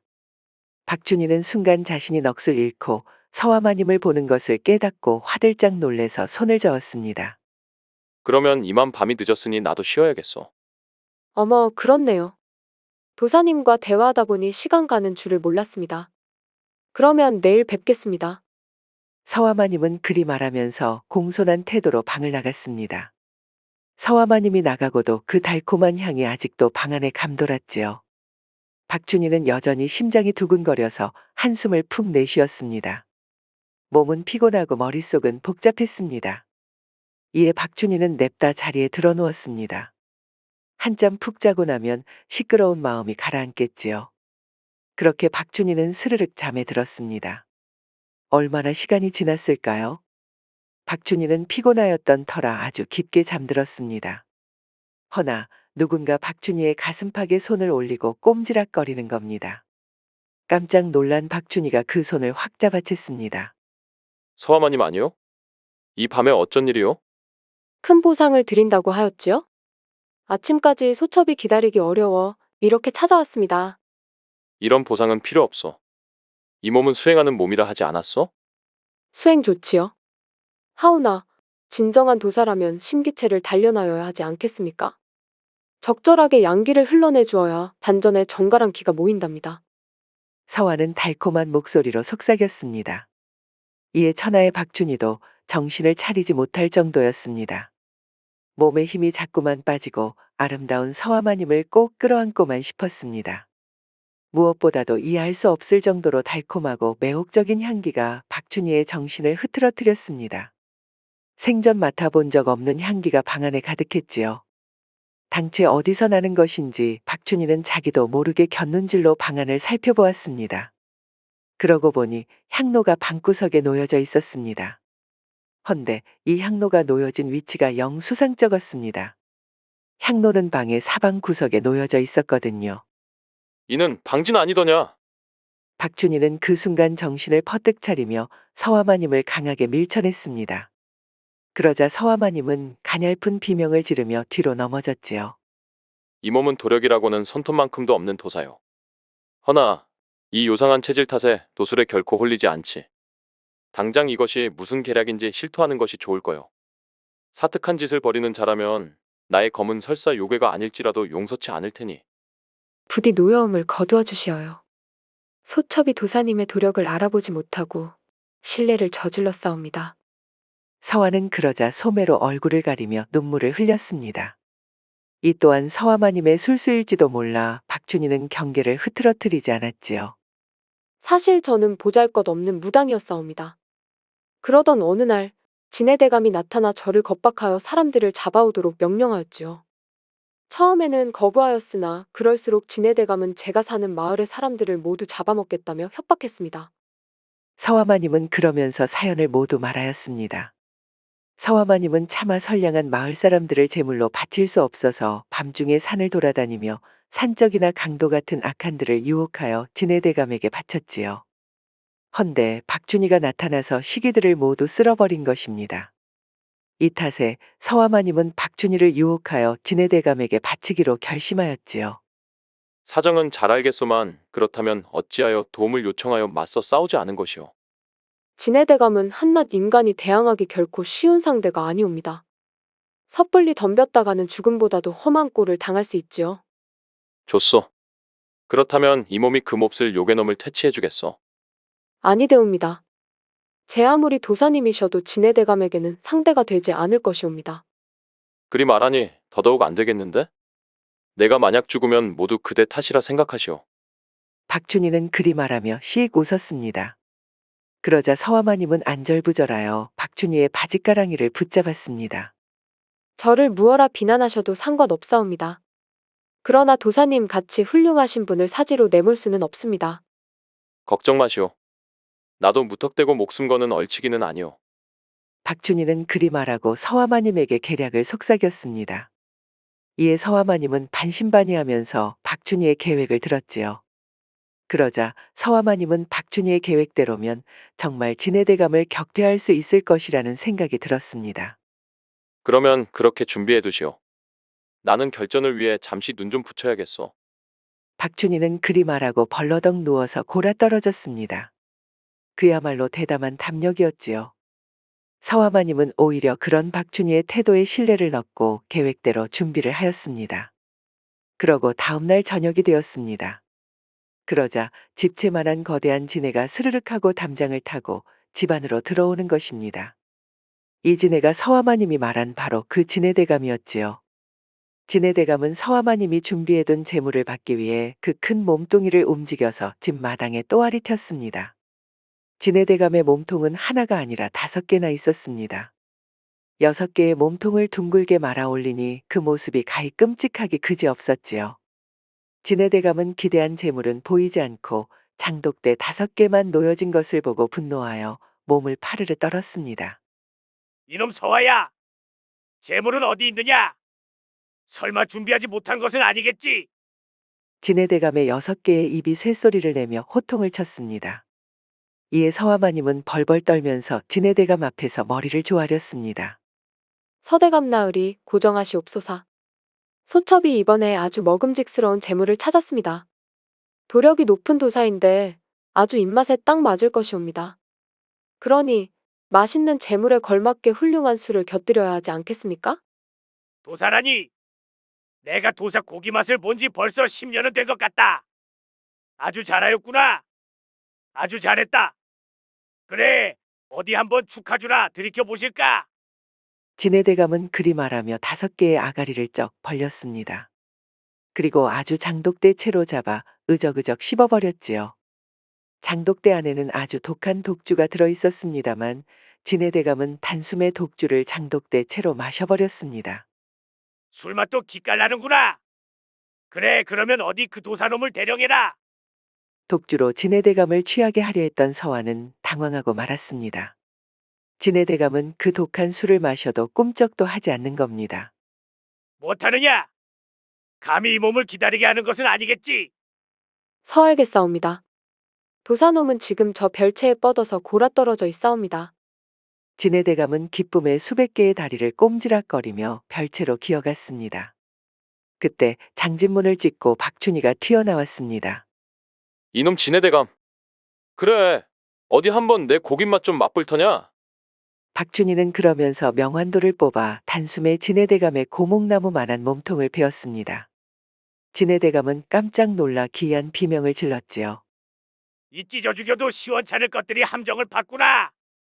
오냐, 술 맛은 좋더냐? 아주 꿀떡꿀떡 잘도 마시더구나. 이놈, 하찮은 도사 주제에 입만 살았구나. 오냐, 이 지네대감의 힘을 보여주마. 지네대감이 그리 외치자 잘렸던 몸이 울룩불룩해지더니 어느새 새로운 몸통이 쑥 올라오는 것 아니겠습니까? 박춘희는 이를 보고 아연실색하고 말았습니다. 명환도에 베어도 끄떡없다니. 그럼에도 박춘희는 놀리는 기색 없이 재차 검을 휘둘렀습니다. 허나 지네대감은 녹록치 않은 요괴였습니다. 박춘희의 공격에 어느새 익숙해졌는지 갑옷처럼 단단한 몸통을 들이대며 검격을 튕겨냈지요. 그리고는 5개의 아가리에 도단한 독리를 드러내었습니다. 독리에서는 흉악한 독액이 흘러나와 바닥에 뚝뚝 떨어졌는데 독액이 바닥에 닿자 땅바닥에 불이라도 붙은 듯이 지글지글거리는 소리가 나며 연기가 피어올랐습니다. 한 번만 물려도 박춘희는 저세상행이었지요. 명성에 걸맞게 아주 대단한 요괴날이구나. 내놈 같은 풋내기 도사들을 한두 명만 보았는지 아느냐? 본전은 벌써 300년을 살았느니라. 박춘희는 더욱 정신을 바짝 차리며 지네대감의 흉폭한 공격을 피했습니다. 박춘희의 움직임은 재빨랐고 공격도 매서웠습니다. 압도적인 전력 차임에도 불구하고 벌썩 박춘희는 지네대감의 몸통을 6번이나 베었지요. 허나 아무리 베어내어도 소용이 없었습니다. 그럴 때마다 더 단단하고 두터운 몸통이 튀어나오니 말입니다. 이에 반해 박춘희는 서서히 체력의 한계에 도달하고 있었습니다. 큰일이다. 이러다가는 꼼짝없이 잡아먹히겠구나. 박춘희는 절체절명의 순간에 다다랐습니다. 그때 박춘희는 스승님이 떠나기 전에 주었던 족자를 떠올렸습니다. 반드시 절체절명의 순간에 사용하라고 당부하였던 족자 말입니다. 어쩌면 지금이야말로 그 순간일지도 몰랐습니다. 박춘희는 곧바로 품속에서 족자를 꺼내들었습니다. 죽기 아니면 살기다. 박춘희가 그리 외치며 족자를 펼치자 놀라운 일이 벌어졌습니다. 벼랑간 족자 안에서 거대한 수탉이 튀어나오지 뭡니까? 그리고는 눈앞에 진해대감을 날카로운 발로 콱 붙잡더니 몸통을 통째로 부리에 밀어넣었습니다. 이게 무엇이냐? 이럴 수가! 어디서 이런 도수를 부린 게냐? 진해대감은 기겁하며 동리를 숱하게 박았습니다만 소용없었습니다. 숱학은 더욱 집요하게 진해대감을 물어잡고 늘어지면서 꿀떡꿀떡 삼켜버리는 겁니다. 이윽고 숱학은 진해대감을 흔적도 없이 모두 잡아먹어 버렸습니다. 숱학은 그러고 만족스러운 듯 크게 꽂기요 하고 울더니 다시 족자 속으로 쏙 들어가 사라졌습니다. 역시나 스승님. 이런 것까지 내다보셨단 말인가. 정말이지 아직도 배워야 할 것이 산더미로다. 박춘희는 그러면서 족자를 가마 품속에 안전히 넣었습니다. 이렇게 박춘희는 일대를 괴롭히던 진해대감을 격퇴한 것이지요. 이를 지켜보던 서화마님이 눈물을 흘리며 박춘희 앞에 무릎을 꿇고 절하였습니다. 감사합니다, 도사님. 감사합니다. 아니요. 그대 말대로 녹록치 않은 상대였소. 그래도 용기를 내어 함께 맞서 싸워주어서 고맙소. 소첩이 한 것이라고는 멀찍이 지켜본 것밖에 없었습니다. 이번 일을 겪으며 느낀 것은 나는 아직도 갈 길이 멀단 점이오. 그러니 그대도 이제 자유의 몸이 되었는데 나와 함께 수행을 떠나주지 않겠소? 도사님에게 구해진 목숨, 이를 도사님을 위해 사용할 수 있다면 그보다 더 큰 기쁨은 없을 것입니다. 서화마님은 그러면서 다시금 박춘희에게 큰 절을 올렸습니다. 박춘과 서화마님은 그렇게 인연을 맺게 되었지요. 박춘과 서화마님은 함께 길을 떠났습니다. 이후 박춘희와 서화마님은 조선 팔도를 떠돌며 사악한 혼령과 요괴들을 물리치며 고통받는 백성들을 달래었습니다. 이윽고 어느새 이 둘은 호법도사와 월화선사라는 호칭으로 불리며 떠받들어지게 되었지요. 옛날 조선시대 설악산 한 무리의 사람들이 눈이 잔뜩 내린 설산을 넘고 있었습니다. 이들은 상조 허진만이 이끄는 상단 금화였습니다. 상조 나으리, 이거 너무 무리하는 거 아니오? 아니 말로 이런 날씨면 눈토끼들도 굴 속에 숨어 있겠소? 강릉에 있는 변씨와의 계약에 맞추려면 빠듯하네. 그러니 좀 힘들더라도 참아주게. 거참 우리 같은 사내들이야 어찌하겠다만 유진아 씨는 이러다가 금병 나겠소? 어쩌겠나. 보따리 장수 딸내미로 태어난 것을 탓해야지. 그런데 전날 눈이 너무 많이 내린 탓일까요? 새롭게 쌓인 눈이 흘러내리면서 그만 눈사태가 나고 말았습니다. 상단 사람들은 각자 벽과 바위 뒤에 몸을 숨겼지만 눈이 너무나도 많이 쏟아지는 바람에 꼼짝없이 파묻히고 말았습니다. 개 중에는 그만 눈더미에 쓸려서 천길랑 떨어지로 추락해버린 사람도 있었습니다. 손이 남는 사람들은 다른 이들을 도와주게. 아이고야, 이게 뭔 눈벼락이냐. 사람 살려. 상조허 씨는 눈을 헤집으며 다른 사람들을 끄집어냈습니다. 빠져나온 사람들도 다른 이들을 구하기 위해 눈을 파헤쳤지만 두 다리는 푹푹 빠지지 손발은 추위로 떨어져 나갈 것처럼 시렸지 아주 죽을 맛이었지요. 그때 누군가가 눈 위를 사뿐사뿐 뛰며 가볍게 무 뽑듯 사람들을 눈 속에서 꺼냈습니다. 보통 사람들은 한번 내디딜 때마다 발이 빠지는데 사내는 움직임은 마치 깃털처럼 가벼워 보였습니다. 사내의 도움 덕분에 순식간에 상단 사람들을 모두 구조할 수 있었습니다. 허 씨는 그런 사내에게 감사 인사를 하려고 했지요. 그런데 역군이 인원을 확인하던 중 누군가가 보이지 않았습니다. 다름 아닌 유진아 씨가 사라진 것입니다. 나으리. 아씨가 안 보입니다. 여기요. 빨리 이쪽으로 와보시오. 아따 큰일이 나버렸어. 다급한 목소리에 허시는 사람들을 밀치고 튀어나갔습니다. 가보니 유진아 씨가 낭떠러지 중간에 튀어나온 마른 나뭇가지에 대롱대롱 매달려 있지 뭡니까. 그 나뭇가지도 금방이라도 부러질 것처럼 위태로웠습니다. 이를 본 허씨는 미쳐버릴 지경이었습니다. 뭣들하는 거요? 어서 구하지 않고. 진정하십시오. 이거 자칫 잘못하다가는 나란히 사이좋게 저승길이란 말이오. 그렇습니다. 섣불리 다가갔다가는 가장자리의 바닥이 무너질 수도 있었고 어설프게 손을 뻗었다가는 나뭇가지가 부러질 수도 있었습니다. 사람들은 어찌해야 하나 발만 동동 굴렸죠. 그러자 정체불명의 사내가 밧줄을 하나 내밀었습니다. 이거 단단히 잡고 계시오. 뭘 하려는 겐가?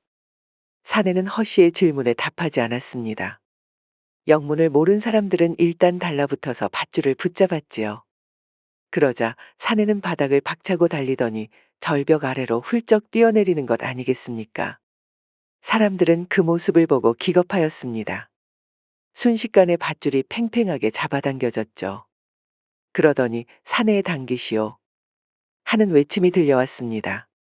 사람들은 영차영차 밧줄을 잡아당겨 끌어올렸습니다. 밧줄에는 사내와 정신을 잃고 축 늘어진 유진아 씨가 있었습니다. 고맙소. 정말로 고맙소. 별일 아닙니다.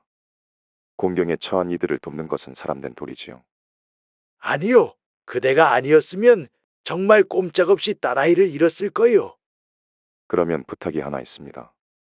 뭐든 말해보시오. 돈이 필요한 거요. 돈은 괜찮습니다. 보아하니 상인이신 것 같은데 괜찮다면 일자리 하나 주십시오. 뭐든 상관없소. 그거면 정말 되겠소?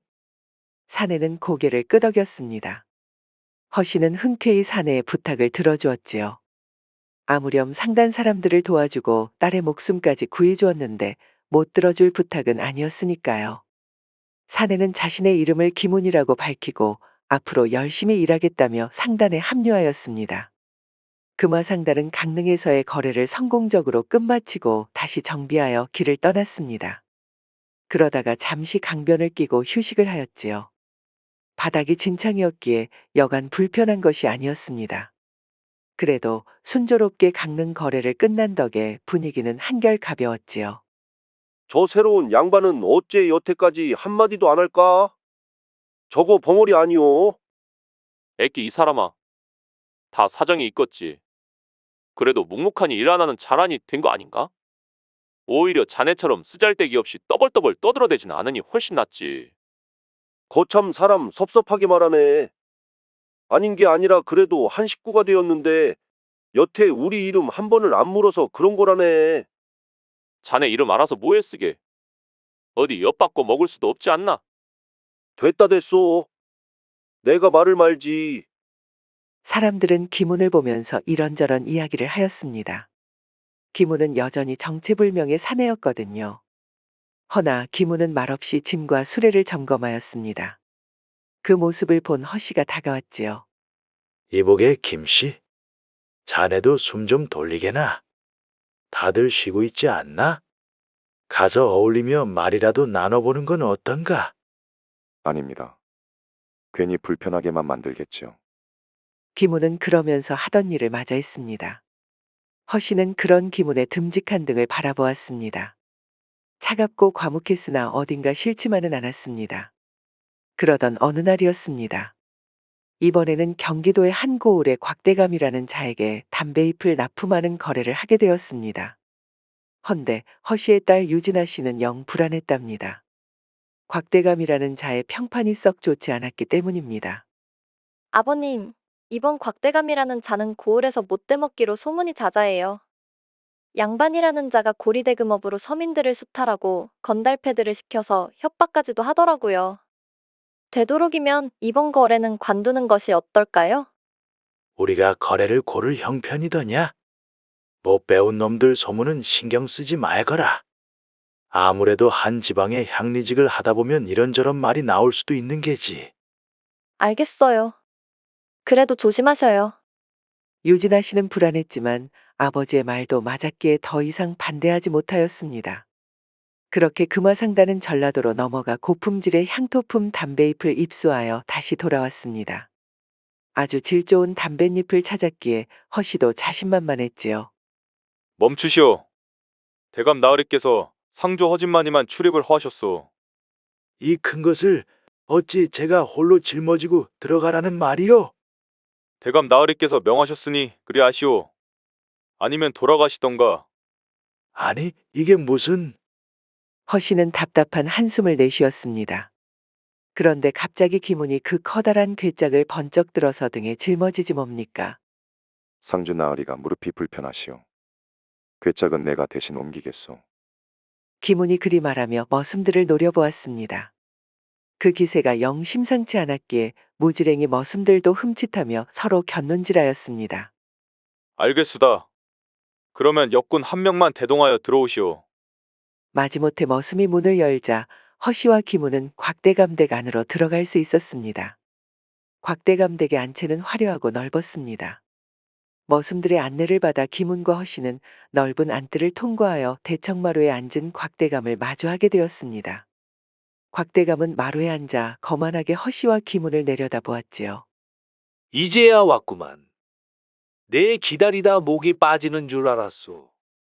요청하셨던 물건을 가져왔사옵니다. 전라도 나주 평야에서 거둔 햇잎을 저온에서 서서히 건조하여 은은한 향과 깊은 맛을 품은 잎사귀입니다. 특히 잎맥이 얇고 고르며 잡향이 없어 연기가 부드럽기로 유명하지요. 품질은 당연 최상품입니다.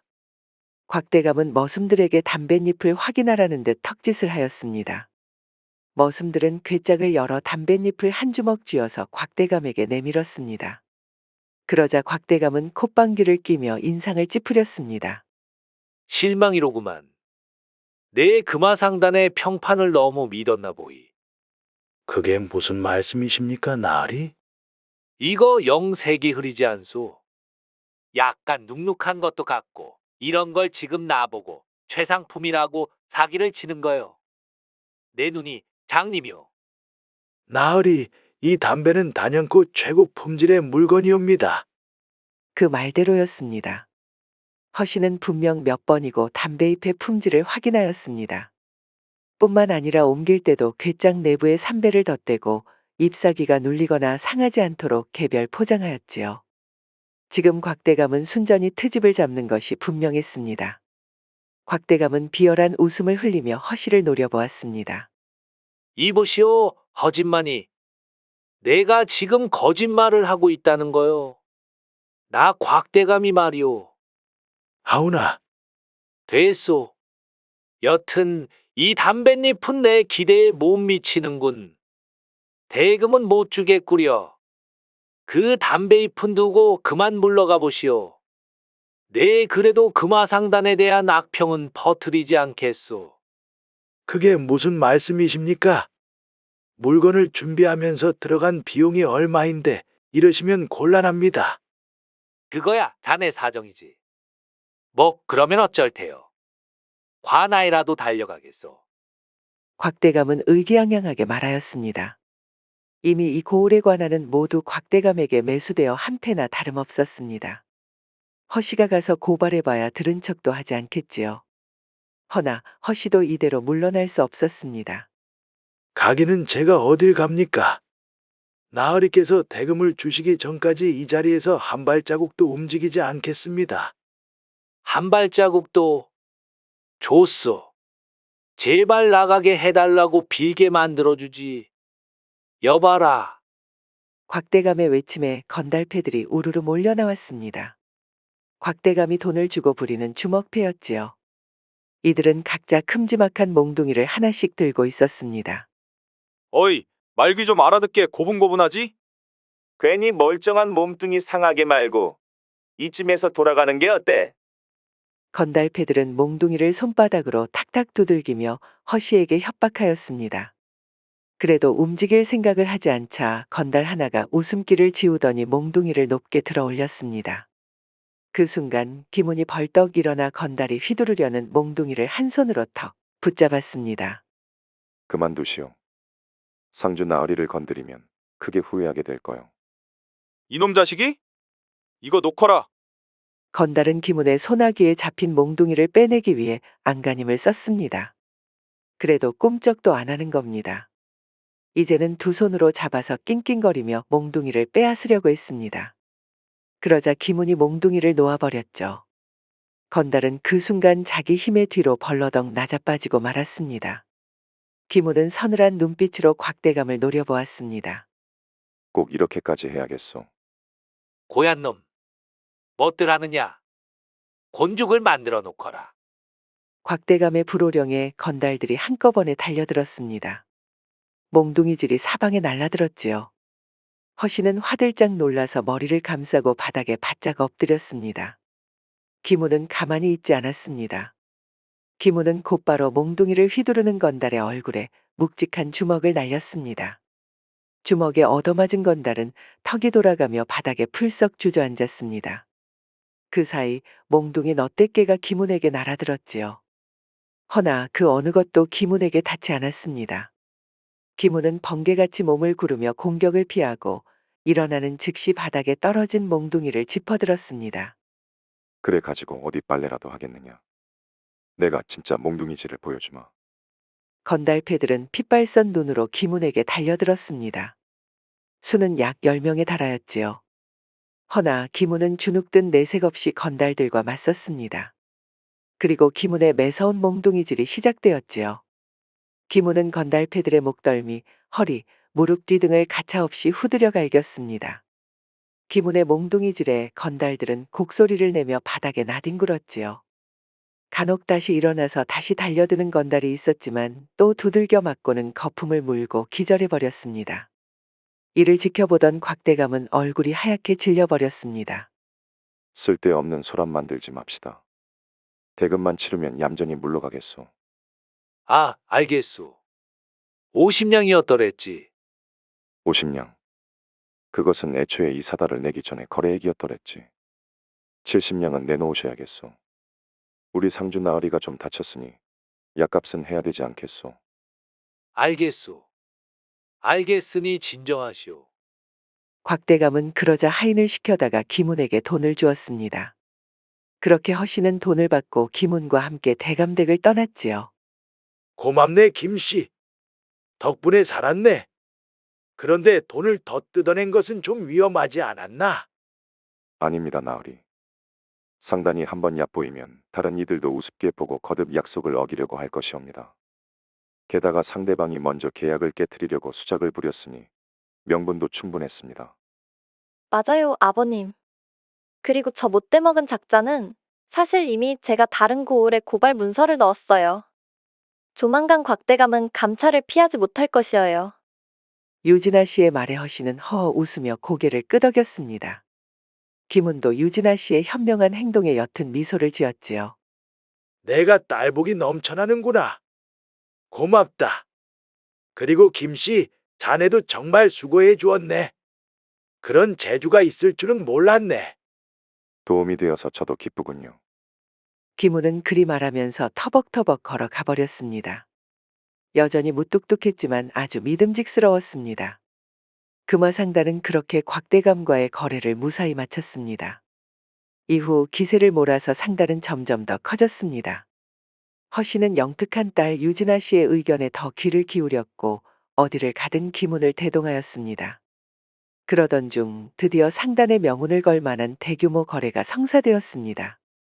이번에는 군포항에서 중국산 백자청화를 들여오는 큰 거래였습니다. 푸른 물결이 넘실 때는 군포항은 사람들로 북적였습니다. 배짐을 나르느라 분주한 일꾼들과 여기저기서 오가는 상인들의 흥정 소리가 끊이지 않았습니다. 금화상단은 미리 준비해둔 자금을 지니고 항구에 도착했습니다. 아버님, 이번 거래만 성공하면 정말 큰 도약이 될 거예요. 맞다. 금화상단의 이름을 조선 팔도에 제대로 알릴 기회야. 그러니 모두들 한시도 긴장을 늦춰선 안 된다. 이번 거래는 평소보다 규모가 컸기에 위험 요소도 많았습니다. 실제로 여러 상단이 경쟁하던 물품이라 각종 사기꾼과 도적들도 기승을 부리는 상황이었지요. 허진만은 중국 상인과의 약속 시간에 맞춰 항구의 한 창고로 들어갔습니다.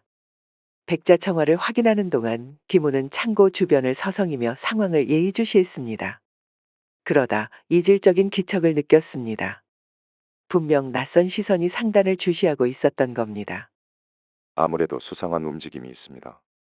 일단 사람들을 흩어지게 하지 말고 이곳에 모아두는 것이 좋겠습니다. 무슨 일이 있는가? 확실하진 않지만 누군가 상단을 주시하고 있습니다. 혹여 이번 거래를 방해하려는 무리가 있을지 모릅니다. 허씨는 긴장한 얼굴로 고개를 끄덕였습니다. 김운의 직감은 이미 여러 번 상단을 위기에서 구해냈기에 그의 경고를 가볍게 넘길 수는 없었지요. 다행히도 김운이 지적했던 수상한 자들은 별다른 행동을 보이지 않았습니다. 그래서 무사히 거래를 성사시킬 수 있었습니다. 그날 밤 허집 많은 거래 성사를 축하하기 위해 상단원들과 작게 잔치를 벌였습니다. 상단원들은 술을 진탕 마시고 고기를 뜯으며 웃고 떠들었지요. 하지만 김우는 조용히 자리를 떠 항구의 한적한 붓도막에 걸터 앉았습니다. 달빛이 무리를 은빛으로 물들이는 고요한 밤이었습니다. 김우는 홀로 앉아 달을 바라보며 생각에 잠겼습니다. 그러다 보니 자기도 모르게 시조가 흘러나왔습니다. 맑은 달빛, 수면 위 비치니 고요한 물결 속삭이며 흐르네. 떠나온 길은 멀고도 험하건만 마음은 바람 따라 저 바닷물에 실리는구나. 김우는 조용히 시조를 읊고는 낮게 한숨을 쉬었습니다. 그때 등 뒤에서 인기척이 느껴졌죠. 누군고 하니 바로 유진아 씨였습니다. 술병과 잔을 들고 김우의 옆에 걸터 앉았습니다. 퍽 멋들어진 시조네요. 헌데 왜 혼자 이렇게 나와 계세요? 시끄러운 건 영 체질에 맞지 않아서 말입니다. 그렇네요. 저도 그래요. 그러니 여기서 저랑 술 한잔 해요. 유진아 씨는 미소 짓고는 술잔을 김훈에게 내밀었습니다. 엉겹결에 김훈은 유진아 씨의 술잔을 받았지요. 이건 아버지가 고이 모셔둔 술이에요. 사실 저 시집 갈 때 따려고 했던 건데 오늘 같은 날이면 괜찮을 것 같아서 가져왔어요. 한 잔 받아주세요. 그런 귀한 술을 나 같은 놈이 어찌 넙죽 마시겠소. 오늘은 특별한 날이잖아요. 시조 한 수 읊어주셨으니 저도 답례를 드려야죠. 김훈은 잠시 망설이다가 술을 받았습니다. 둘은 술을 나누며 이런저런 이야기를 주고받았습니다.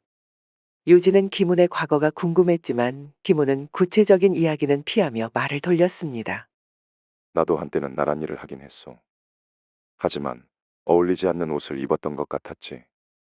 그래도 지금은 우리 상단에 큰 버팀목이 되어주고 계시잖아요. 그때 죽을 뻔했던 저를 구해줘서 감사해요. 뿐만 아니라 저희 아버지 목숨까지 구해주셨죠. 김 아저씨가 아니었으면 저희 모녀는 이 세상 사람이 아니었을 거예요. 그렇구려. 어째 모녀 둘 다 그리 위험한 일에 잘도 휘말리는지. 조심 좀 하시오. 김훈의 농에 유진아 씨는 옅은 미소를 지었습니다. 어느 사이엔가 유진아 씨와 김훈의 거리가 한층 가까워졌지요. 유진아 씨는 그렇게 김훈에게 머리를 기울이더니 갑작스레 입맞춤하였습니다. 김훈은 순간 무슨 일이 벌어졌는지 두 눈을 꿈뻑꿈뻑 떴습니다. 그러니 앞으로도 잘 부탁해요. 바닷바람이 제법 쌀쌀하니 너무 오래 계시지는 마시고요. 유진아 씨는 그러면서 자리를 떴습니다. 김훈은 유진아 씨가 떠난 후에도 한동안 자리를 지키고 있었습니다. 바닷바람이 불어오며 몸을 서늘하게 식혔지만 마음은 여전히 묘한 여운에 젖어 있었지요. 이윽고 김훈은 서서히 몸을 일으켜 숙소로 발걸음을 옮겼습니다. 김훈의 방은 짙은 어둠에 잠겨 있었고 고요했지요. 헌데 김훈은 어딘가 이상한 낌새를 느꼈습니다. 묘한 긴장감이 감돌았던 것이죠. 순간 김훈은 상에 올려진 젓가락 하나를 집어들어서 벽 쪽으로 냅다 던졌습니다. 젓가락은 암기처럼 바람을 가르고 벽에 푹 하고 깊숙이 박혔습니다. 그리고 보니 박힌 젓가락 바로 옆에 웬 사람이 서 있지 뭡니까? 실력이 녹슬지 않았구나, 김은. 벽에 서 있던 이는 검은 흑의를 두른 한 사내였습니다. 얼굴에도 검은 복면을 두르고 있었습니다. 한 손에는 장검 한 자루를 들고 있었습니다. 유진이요. 내 놈이 여긴 웬일이냐. 두령님께서 내 놈을 찾으신다. 방황은 그만하고 돌아오거라. 돌아가라. 아직도 말귀를 못 알아먹는구나. 모르겠느냐? 이것이 마지막 기회라는 것이다. 그래서 지금 내게 감사 인사라도 받고 싶은 게냐. 김훈의 날선 대답에 유진혁이라는 사내는 낮게 웃었습니다. 그의 정체는 바로 검계. 김훈이 앞서 몸담고 있던 무리였지요. 검계는 조선시대에 조직된 비밀 결사 또는 비밀 무장 집단으로 조정의 명을 받아 움직이는 무시무시한 칼잡이들이었습니다. 배신자 주제에 아주 당당하구나. 배신자라니 배신한 쪽은 너희들이 아니더냐. 검계가 지키기로 했던 정의와 대의는 다 어디로 갔느냐. 그저 타락하여 피해 굶주린 악당이 되었을 뿐이다. 타락? 대의를 저버린 것은 내 놈이다. 하늘 같은 스승님을 저버리고 동료들을 버린 내 놈 말이다.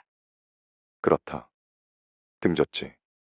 강자에게 빌부터 약자들을 수탈하고 괴롭히는 그 막대먹은 검계를 말이다.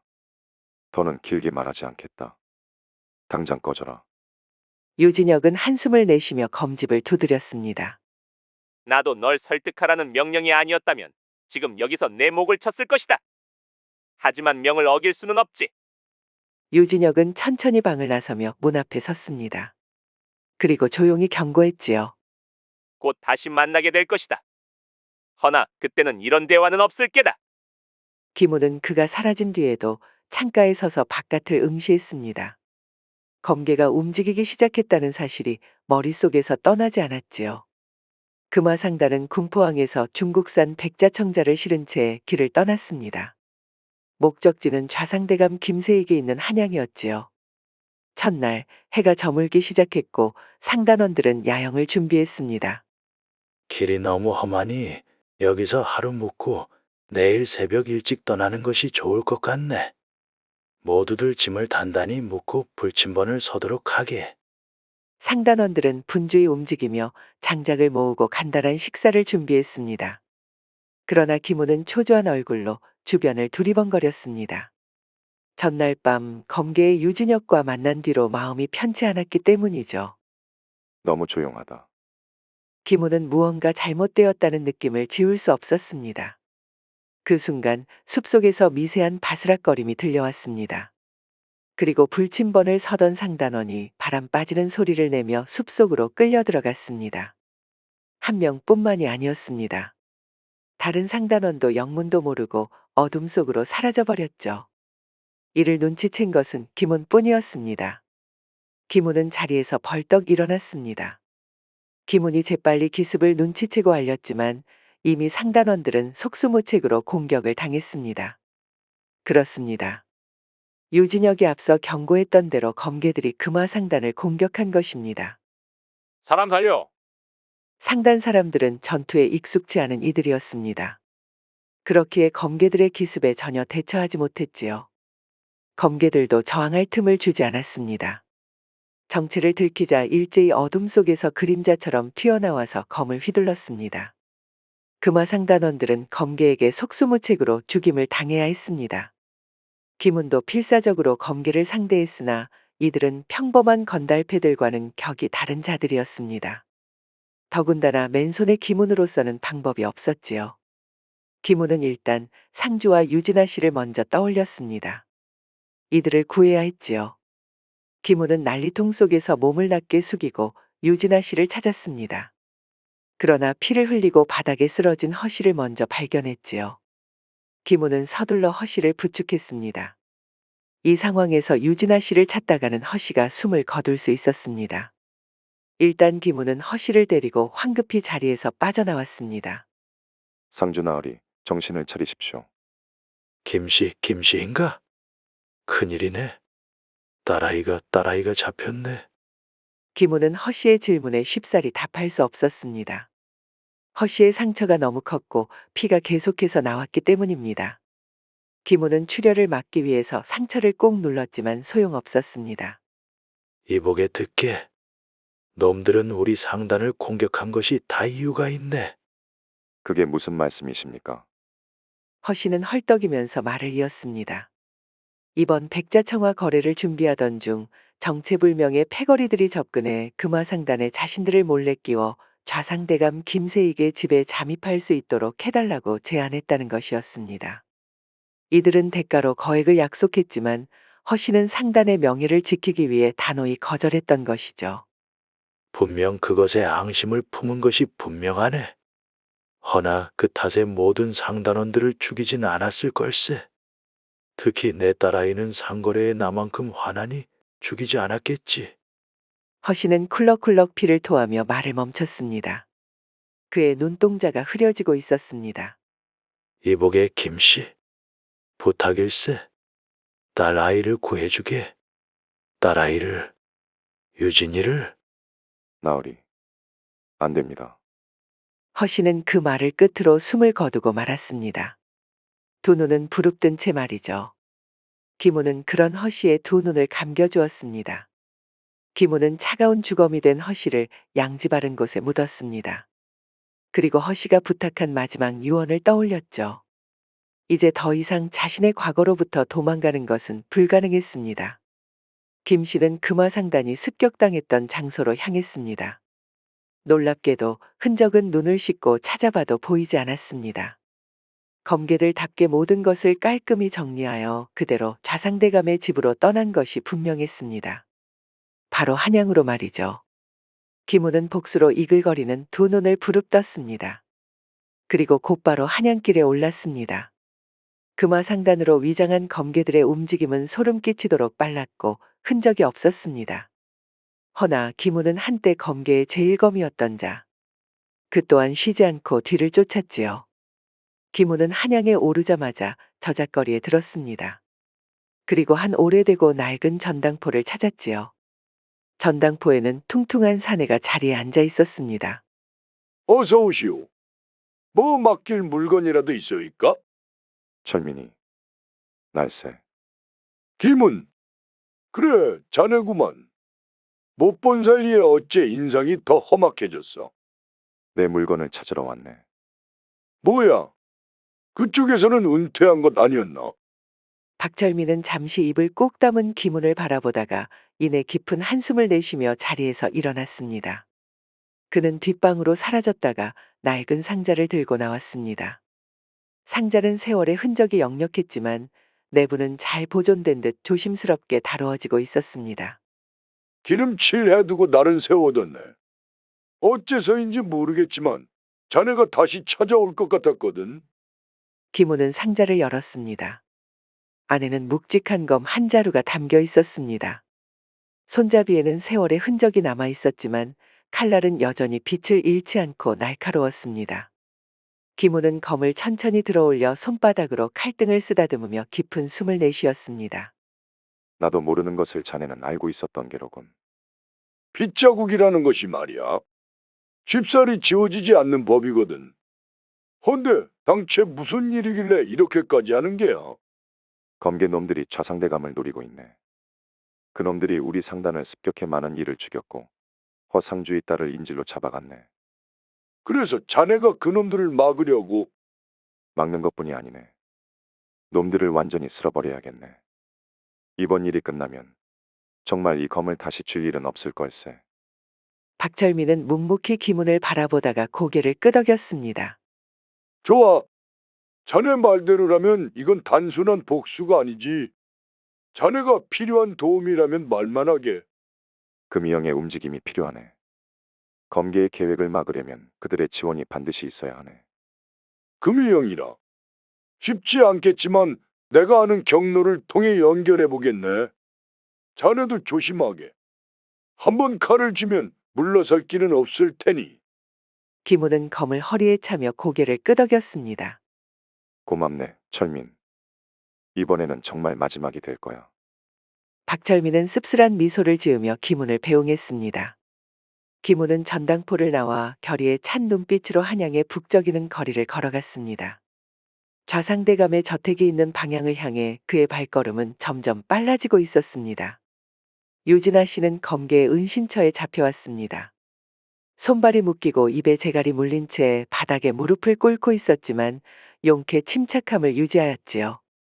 진혁은 그런 유진아 씨를 바라보며 비릿한 미소를 지었습니다. 얌전히 있거라. 얼굴도 반반하니 거사가 끝나면 목숨 정도는 살려줄지도 모르지 않느냐. 유진아 씨는 진혁의 차가운 목소리에 몸을 떨었지만 기문을 떠올리며 마음을 다졌습니다. 한편 검계의 좌상대감 습격 작전은 아주 치밀하게 준비를 끝마쳤습니다. 유진아 씨를 앞세워 금화상단의 거래를 가장했고 운반 중인 짐꾼들은 이미 검계의 패거리로 교체되었습니다. 유진아 씨는 내심 좌상대감 댁의 하인들이 눈치를 채기를 바랬지만 누구도 금화상단이 검계들이라고 생각하지 못했습니다. 이에 진혁이 유진아 씨의 귀에 대고 속삭였습니다. 잘 들어라. 여기서 내가 이상한 짓이라도 한다면 너와 내 상단이 남긴 마지막 흔적은 우리가 모두 지워버릴 것이다. 유진아는 두려움에 떨며 침묵을 유지하는 수밖에 없었습니다. 이후 검계는 금화상단의 물건을 운반하는 척하며 좌상대감 댁의 대문 안으로 들어갔습니다. 검계는 짐을 대청 안으로 운반하며 자연스럽게 무기를 준비했습니다. 좌상대감의 하인들은 아무 의심도 없이 그들의 지시에 따랐지요. 검계는 안으로 들어오자마자 짐꾸러미에서 검과 암기를 꺼냈습니다. 대감 나으리는 어디에 계신가? 이쪽으로 오십시오. 하인은 진역을 안내하여 더욱 깊숙이 안으로 들어갔습니다. 헌데 무언가 이상했습니다. 진역은 그러자 곧바로 검을 뽑아 본색을 드러냈습니다. 이놈! 지금 우리를 어디로 데려가는 게냐? 지옥이다. 익숙한 목소리였습니다. 그러고 미닫이 문을 열어 젖히며 김훈이 모습을 드러냈지요. 그렇습니다. 이미 김훈이 검계의 흉계를 좌상대감에게 미리 알리고 함정을 파놓았던 것이죠. 그 모습에 진역은 얼굴을 일그러뜨렸습니다. 김은 내 이놈! 결국 내 놈이 발목을 잡는구나. 유진아 씨를 풀어주거라. 아주 의기양양하구나, 김은. 우리 뒤에 누가 있는지 알고나 있는 게냐? 그래, 좌상대감도 어찌하지 못할 정도로 거물이시겠지.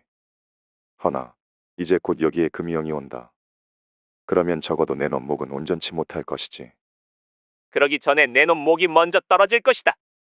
진역은 그리 말하면 순식간에 김훈에게 달려들어 검을 휘둘렀습니다. 광속과도 같은 참격이었습니다. 그러나 김훈은 검을 뽑아 진역의 공격을 막아냈습니다. 검과 검이 맞부딪히자 쇠가 갈리는 소리가 울려 퍼졌습니다. 이윽고 검개들이 모두 검을 뽑아 달려들었습니다. 그러자 숨어있던 좌상대감 댁의 경비병들이 튀어나와 반격했지요. 순식간에 아수라장이 되어버렸습니다. 김훈과 유진혁은 세차게 검을 주고 받았습니다. 잘 되었구나. 여기서 내 놈을 베고 내가 검계 제일검이 되겠다. 어디 한번 발악해보려무나. 진역의 광포한 영격이 쏟아졌습니다. 김훈은 진땀을 흘리며 힘겹게 공격을 막아냈습니다. 확실히 진역의 검솜씨가 과거와 달리 몰라보게 발전하였습니다. 반면 김훈은 오랫동안 검을 들지 않아 진역의 공격을 모두 막아내기 벅찼지요. 진역은 검끝을 살짝살짝 흔들며 마치 뱀대가리처럼 김훈의 눈을 홀렸습니다. 준비 동작을 숨겼기에 언제 공격이 날아올지 예측이 거의 불가능했습니다. 그렇게 김훈의 눈을 속이면 여지없이 급소를 노린 날카로운 찌르기가 날아들었습니다. 처음에는 그럭저럭 막아낼 수 있었지만 어느새 김훈의 몸 여기저기에 상처가 나서 피가 흐르기 시작했습니다. 천하의 김은도 일이 물렁해졌구나. 진역은 그런 김훈을 비웃으며 다시 자세를 잡았습니다. 이번 일격으로 모든 것을 끝내버릴 심상이었습니다. 김훈도 그런 진역의 마음을 눈치채고 호흡을 가다듬었습니다. 여기서 김훈이 쓰러지게 되면 모두 끝이었습니다. 좌상대감의 병사들은 검계들에게 상대가 되지 못하였기에 금이영이 오기 전에 모두 전멸해버리고 말 것입니다. 김훈은 마음을 다졌습니다. 그리고 한순간 둘의 모습이 겹쳐졌습니다. 진역의 검이 김훈의 몸을 뚫었습니다. 진역은 이를 드러내며 사납게 웃었습니다. 그러나 그 순간 김훈의 검이 진역의 목에 닿았습니다. 이놈, 육참골단을? 자신의 검 실력을 너무 과신했구나. 내 놈에게 아직 제일검 차리는 이르다. 김훈이 힘을 주자 진역의 목이 땅에 떨어졌습니다. 결투에 승리한 것이죠. 허나 김훈도 치명상을 입고 바닥에 쓰러졌습니다. 검이 배를 뚫은 아주 심각한 부상이었습니다. 김 아저씨, 유진아 씨가 그런 김훈에게 다가와 부축했습니다. 찔린 검을 뽑았다가는 과다출혈로 바로 사망할 판이었죠. 유진아 씨는 눈물범벅이 되어 김훈의 목소리를 부르짖었습니다. 그러고 김훈은 정신을 잃었지요. 김훈은 희미하게 눈을 떴습니다. 따스한 햇살이 방 안으로 스며들고 익숙한 목소리가 귀에 들려왔습니다. 김 아저씨, 정신 드셨나요? 김훈은 고개를 돌려보니 유진아 씨가 눈물을 글썽이며 자신을 바라보고 있었습니다. 그의 몸은 온통 붕대로 감겨 있었고 배 쪽에서 은은한 통증이 느껴졌습니다. 여긴 어디요? 그리고 검계놈들은 어찌 됐소? 걱정 마세요. 김 아저씨가 쓰러진 뒤 금이영이 도착했어요. 검개놈들은 모두 체포되었고 그 두령도 붙잡혔답니다. 유진아 씨는 검계의 패망에 대해 차분히 설명했습니다. 김훈이 결투에서 승리하며 시간을 벌어준 덕에 금이영이 제때 도착하여 남은 검계들을 제압했고 좌상대감댁은 무사히 지켜질 수 있었습니다. 검계두령은 끔찍한 죗값을 치르게 되었으며 잔당들도 모두 잡혀가게 되었다고 말이죠. 하지만 유진아 씨는 그 말을 끝내며 울음을 터뜨렸습니다. 하지만 제 아버지는, 그리고 금화상단도 이제 모두 끝이 났어요. 유진아 씨는 두 손으로 얼굴을 감싸며 흐느꼈습니다. 김우는 천천히 몸을 일으켜 그녀를 바라보았습니다. 비록 상처가 아렸지만 지금은 그보다 더 중요한 일이 있었습니다. 그렇지 않소, 아씨. 상단은 끝나지 않았소. 내가 있고 당신이 있지 않소. 우리가 있다면 금화상단은 계속될 것이오. 유진아 씨는 김훈의 말을 듣고 천천히 얼굴을 들었습니다. 김훈의 굳건한 눈빛은 그녀에게 위안을 주었습니다. 유진아 씨는 조용히 그를 끌어안으며 흐느낌을 멈추었습니다. 이후 김훈과 유진아 씨는 함께 금화상단을 재건하였습니다. 잃어버린 상단원을 대신해 새로운 사람들을 고용하며 금화상단은 다시 번영의 길로 들어섰습니다. 김훈의 강인함과 유진아 씨의 지혜는 금화상단의 중심축이 되었지요. 그 덕에 점차 대거상으로 거듭났습니다. 두 사람은 금화상단을 운영하며 부부로서 서로를 의지하며 행복하게 살았답니다.